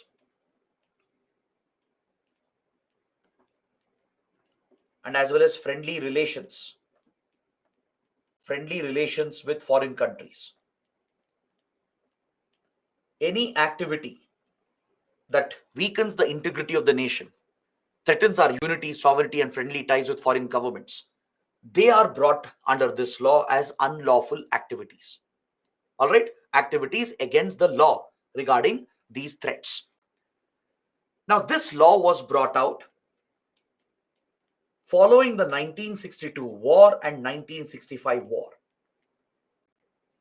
It was based on the recommendations of a committee which was looking to promote national integration, which was looking to maintain the unity of the nation, because during these wars with China and Pakistan, there were some internal challenges which was distracting the government from the external war. All right, when we were fighting China in 62, fighting Pakistan in 65, these were major external threats for the central government. So the central government was expected to focus entirely on these external threats. But due to some internal challenges, due to internal crisis and threats by various events and various groups, government's attention was getting distracted and it was threatening the integrity of the nation internally. When you're fighting an external enemy, you need the country to be united, to be integrated, right? But there were some divisive forces which were weakening the unity and integrity of the nation. So to tackle such elements and threats, this law was brought out. To promote unity and integrity of the nation, this law was enacted. Now I think you can see the problem. It didn't deal with terrorism at all. It never dealt with terrorism specifically. It had not a single provision regarding terrorism. In 1967, we didn't even experience modern day terrorism, right? Only Naxalism had started, Northeast insurgency had started. Modern day state-sponsored terrorism didn't even exist at that point. So the law was never meant to deal with terrorism. This old law was revived by the Manmohan Singh government. All right? After POTA was repealed, because of the controversy, India didn't have any law against terrorism. Only NSA was there. So UAPA, which is an old, outdated law, this was revived through amendments. It has been repeatedly amended. The UAPA has been amended multiple times. 2004, 2008, 2012, 2019. It is through these amendments, the old, outdated law has been refurbished into the primary anti-terror law of India. So you can understand why the law is criticized. Even UAPA faces criticism and controversy. It does have some good provisions, I'll not deny that. But you can't take some outdated law which dealt with something else and turn that into an anti-terror law. I mean, are we as weak to not even frame a dedicated law against terrorism? Right? Even today, you don't have a dedicated law. The UAPA has been made into a law against terrorism by amending it. Don't we have enough lawmakers in the country? Don't we have a elected government which can come out with a dedicated law against terrorism that balances security needs with your basic rights? Since there was no effective law, this old law from 1967 was taken, amended again and again and again, and added these new provisions. After Mumbai attacks, it was amended to give more teeth to the law. Right after POTA was repealed, it was amended to make this the anti-terror law. In 2012, new provisions were added to meet some of our international commitments, especially with regard to terror financing. We had a commitment to FATF. To add those provisions, it was amended in 2012. The Modi government as well again amended it in 2019. So do we need these outdated laws? Should we just amend them and suit the current context? Or should we bring out a new law with a better spirit? The problem is, just by amending, you can't change the spirit of the law. The core essence of the law cannot change. Under UAPA as well, there are many broad provisions, many vaguely defined provisions. It does give discretion to the authorities, to the police and investigating agencies, and it does provide for very stringent provisions. But the concern is such a law can always be misused for the wrong reasons, right, which could lead to fundamental rights violation. Is that clear? So there is a lot of criticism against UAPA. There is a strong allegation that the ruling parties are misusing it to target critics and political opponents and dissidents. Journalists, activists, they've all been arrested under UAPA, right? So this raises questions whether the law is enough. Is the law affecting our fight against terrorism?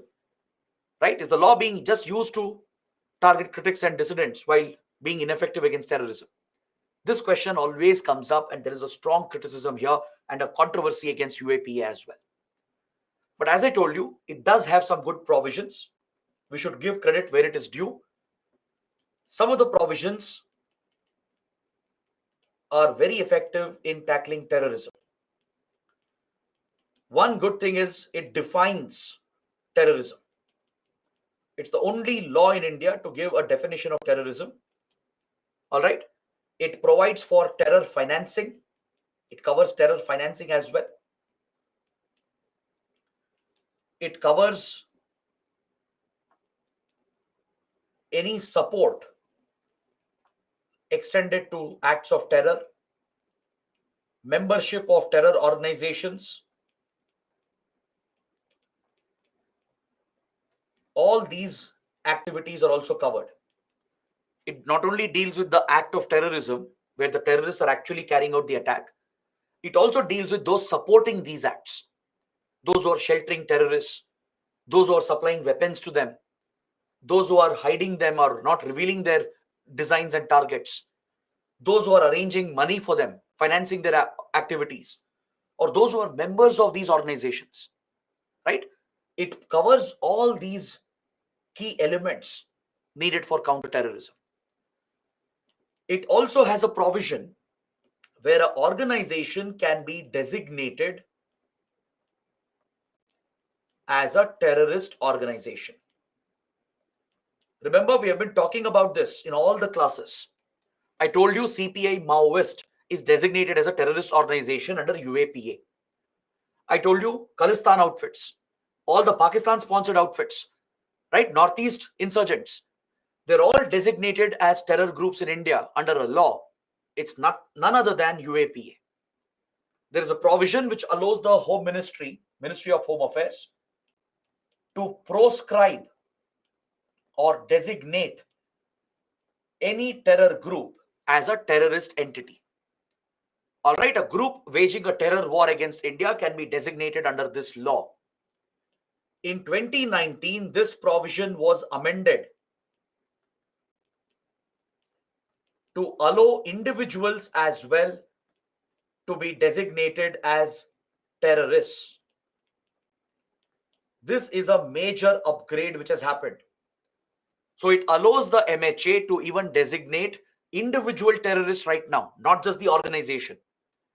Before the amendment, only Lashkar-e-Toiba, Jaish-e-Mohammed, CPI Maoist, or Babar Khalsa International, only such groups could be designated as terror organizations. Individuals could not be designated. With the amendment in 2019, each individual terrorist can be listed as a proscribed terrorist.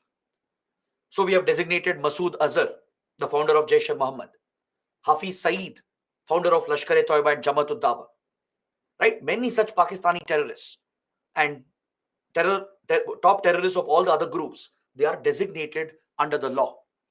You take Hardeep Singh Nijjar, right, who was assassinated in Canada. Even he has been designated recently under UAPA before he was killed. Gurpadwan Singh Pannoon, the Khalistani terrorist leading Sikhs for Justice, even he is a designated terrorist in India. These individual designations have been carried out under UAPA. It was added through a recent amendment. So these are some good provisions that helps our fight against terrorism. It defines terrorism, covers all kinds of terror activities. All activities associated with terrorism are also covered under it. Terror financing is covered according to FATF recommendations, Financial Action Task Force recommendations. Deals with support of terrorism and membership of terror organizations, and allows the designation of terror organizations and terror individual terrorists as well. Is that clear? But when it comes to arrest, when it comes to building evidence against the accused, and with regard to bail, with regard to detention, right, the provisions are very, very discretionary, very broad and vague, and gives the powers to the authorities, and potentially it can be misused. The authorities get a lot of discretion under UAPA when it comes to arresting the accused and collecting evidence against them, holding them in custody, detaining them, and in denying bail to them. So this is where the controversy arises. It's alleged that, the critics are alleging that UAPA is being widely misused by the government to target political dissidents. Journalists, critics, activists, many of them have been arrested under terrorism charges. Is that clear? So this is where the controversy comes up, and that's why many experts believe that it's high time we remove these old laws and bring a new law. The Modi government has done a fine job in removing the colonial laws, right? Efforts are being made to do away with Indian Penal Code, CRPC. These are colonial laws, and efforts are being made to bring new modern laws to suit the Indian context. On similar lines, these outdated anti-terror laws should be done away with. NSA, UAPA have been misused. Conviction rates are very low. Conviction rates being low is an indicator that either the cases are false to begin with, or the authorities are ineffective to close the case. So we need more effective laws, given that we are the biggest victim of terrorism, right? You need a law which balances your security interests with your constitutional rights. It can't just favor the police and security forces, just the investigating agencies. There should be a balance where your fundamental rights are also protected. Understood? So, this is something we need to take away from the discussion. And you might get a question on these lines because these are trending topics. Controversy related to NSA and UAPA, they're always in news. So, it's important to understand these key points that I've just raised. We have 5 more minutes. There are two important points I would like to raise, and after that, we can close the session for today. We are almost at the end of the chapter. Just 2 more points, and after that, we'll end the session. I'll take your questions. Rest, we can continue tomorrow. The other important step India has taken after Mumbai attacks is the establishment of NAT-GRID, National Intelligence Grid. I think you might have heard about it. It's usually mentioned in newspapers. NAT-GRID was launched by the Manmohan Singh government immediately after Mumbai attacks. It is essentially a database. It's not a intelligence agency. It's not a law enforcement or an investigating agency. All right, it's not like RAW, IB or CBI or NIA. It is an institution which has established a database. It's a IT project. In simple words, it's a IT project, nothing else. NAT-GRID is an institution which has been set up to maintain, establish a database, which is an integration of all existing databases in the country. For example, the database of Airports Authority of India, the existing database of all the airlines in the country which are operating in the country, database of the Bureau of Immigration, which keeps track of who's entering and leaving the country, database of all the mobile and internet service providers, database of the railways, the banks, the financial institutions, database of bus operators, hotel organizations, all the important mobile apps through which you book hotels, you book your tickets, right?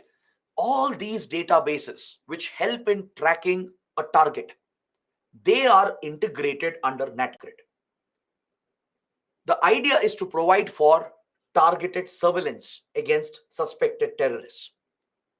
Because terrorists who might be coming from another country or who are operating in India, they will be leaving behind some digital evidence, right? If a terror group has to execute a major attack, there could be foreign terrorists entering India, maybe through airports or seaports. Is that clear? In the case of Mumbai attacks, there was an individual called David Coleman Headley, an American citizen working as a double agent for the CIA and the Drug Enforcement Authority of the US, but secretly working for Pakistan's ISI and Lashkar-e-Toiba as well. He was a half Pakistani. His father was a Pakistani diplomat. Mother was an American. So he looked American. He didn't look anything like a Pakistani. He had an American passport as an American citizen. So he was the perfect candidate for Lashkar and ISI to send him to India to carry out reconnaissance of the targets. For the Mumbai attacks, the targets which were chosen, right? Each and every target, the Taj Hotel, the Oberoi, the CST terminus, the Chabad House, and the place where the terrorists landed their motorboat, every single place was mapped out by this guy, David Coleman Headley. He was an American intelligence agent working for American agencies, but betraying the American agencies and secretly working as a double agent for ISI and Lashkar as well. Is that clear? So it was David Headley who entered India repeatedly, came to India multiple times on an American passport. So his image was captured at airports. His details were registered at Bureau of Immigration every time he entered the country with an American passport. Various other activities he carried out, like purchasing a mobile phone, getting a Wi-Fi connection, withdrawing money from ATMs, transferring money to others. So all the activities he did in India would have been recorded digitally in multiple databases. Now, if you have a single master database where you can track such suspects and suspicious activities, you will be able to pick out these guys and maintain surveillance on them. India missed this entirely. We missed David Headley entirely. We didn't even know about him until his identity was revealed many months after the Mumbai attacks. In a way, the Americans betrayed India. They didn't reveal all the information with us.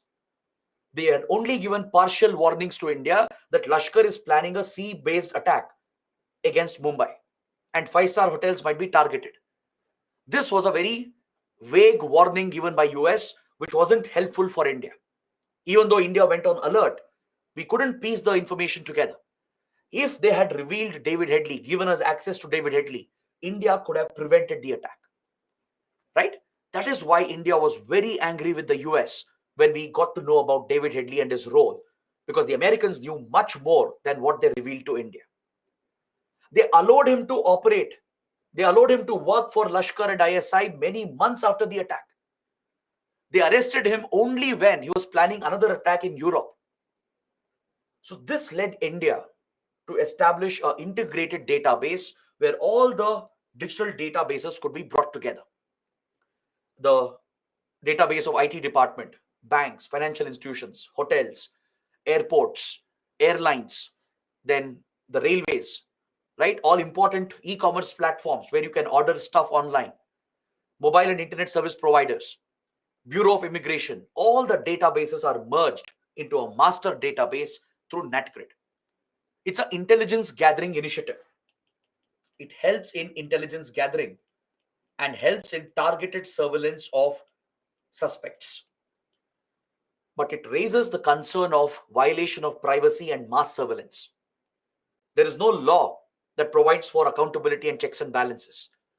A government resolution provided for its establishment.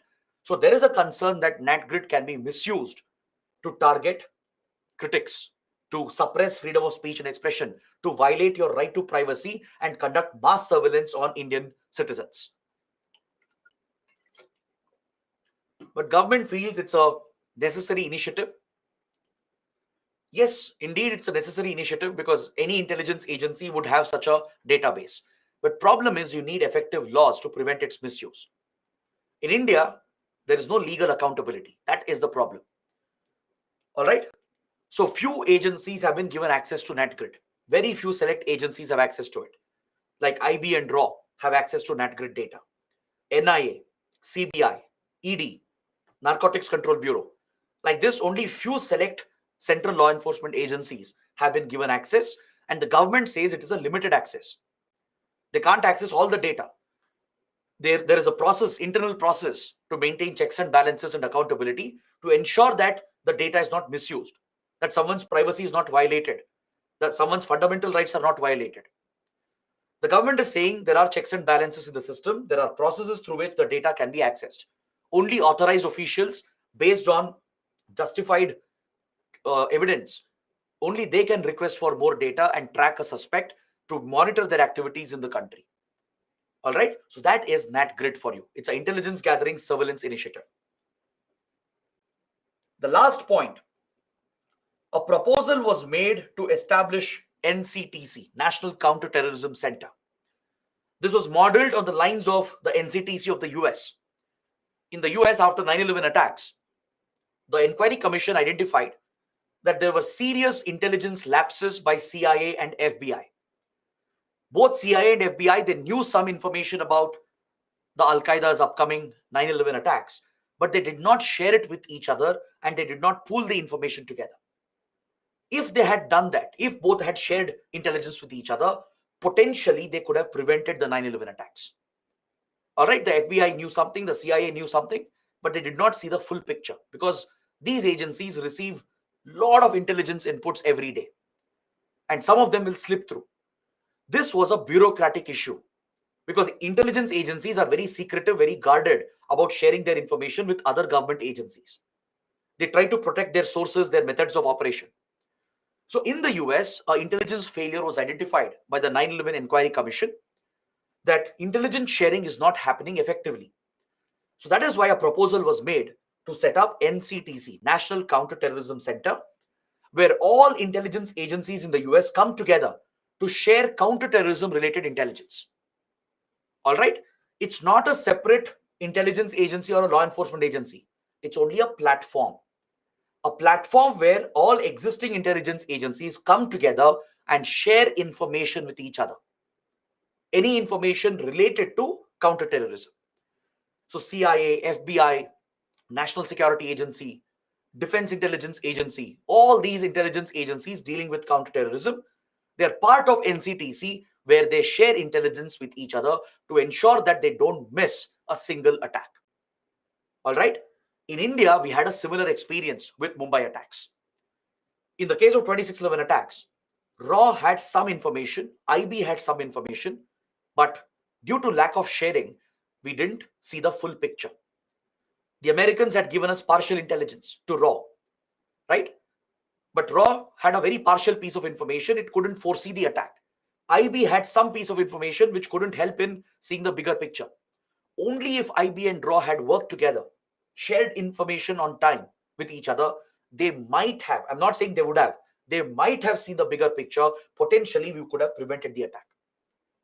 Is that clear? NTRO, the National Technical Research Organization, had a very valuable piece of intelligence which was not shared on time. Is that clear? Tomorrow, I'll give you the details if you want. We'll discuss NCTC. I'll tell you what really happened in the case of Mumbai attacks. So let's keep it for tomorrow. And we have two more topics here. We will discuss our global efforts to counter terrorism. What are we doing at UN and other platforms? And I want to talk about some major terror groups around the world. I want you guys to have a basic idea about some global terrorist organizations. This is good for your common knowledge, and it could help you in your prelims as well. Or even a mains question can come where UPSC might ask you to examine the trends in global terrorism. So you can't limit yourself just to India in this subject, right? You can't limit yourself. You need to expand your knowledge. So we will discuss briefly about some global terror outfits. So these are the 2-3 topics. We'll wrap it up and then start with Northeast insurgency tomorrow.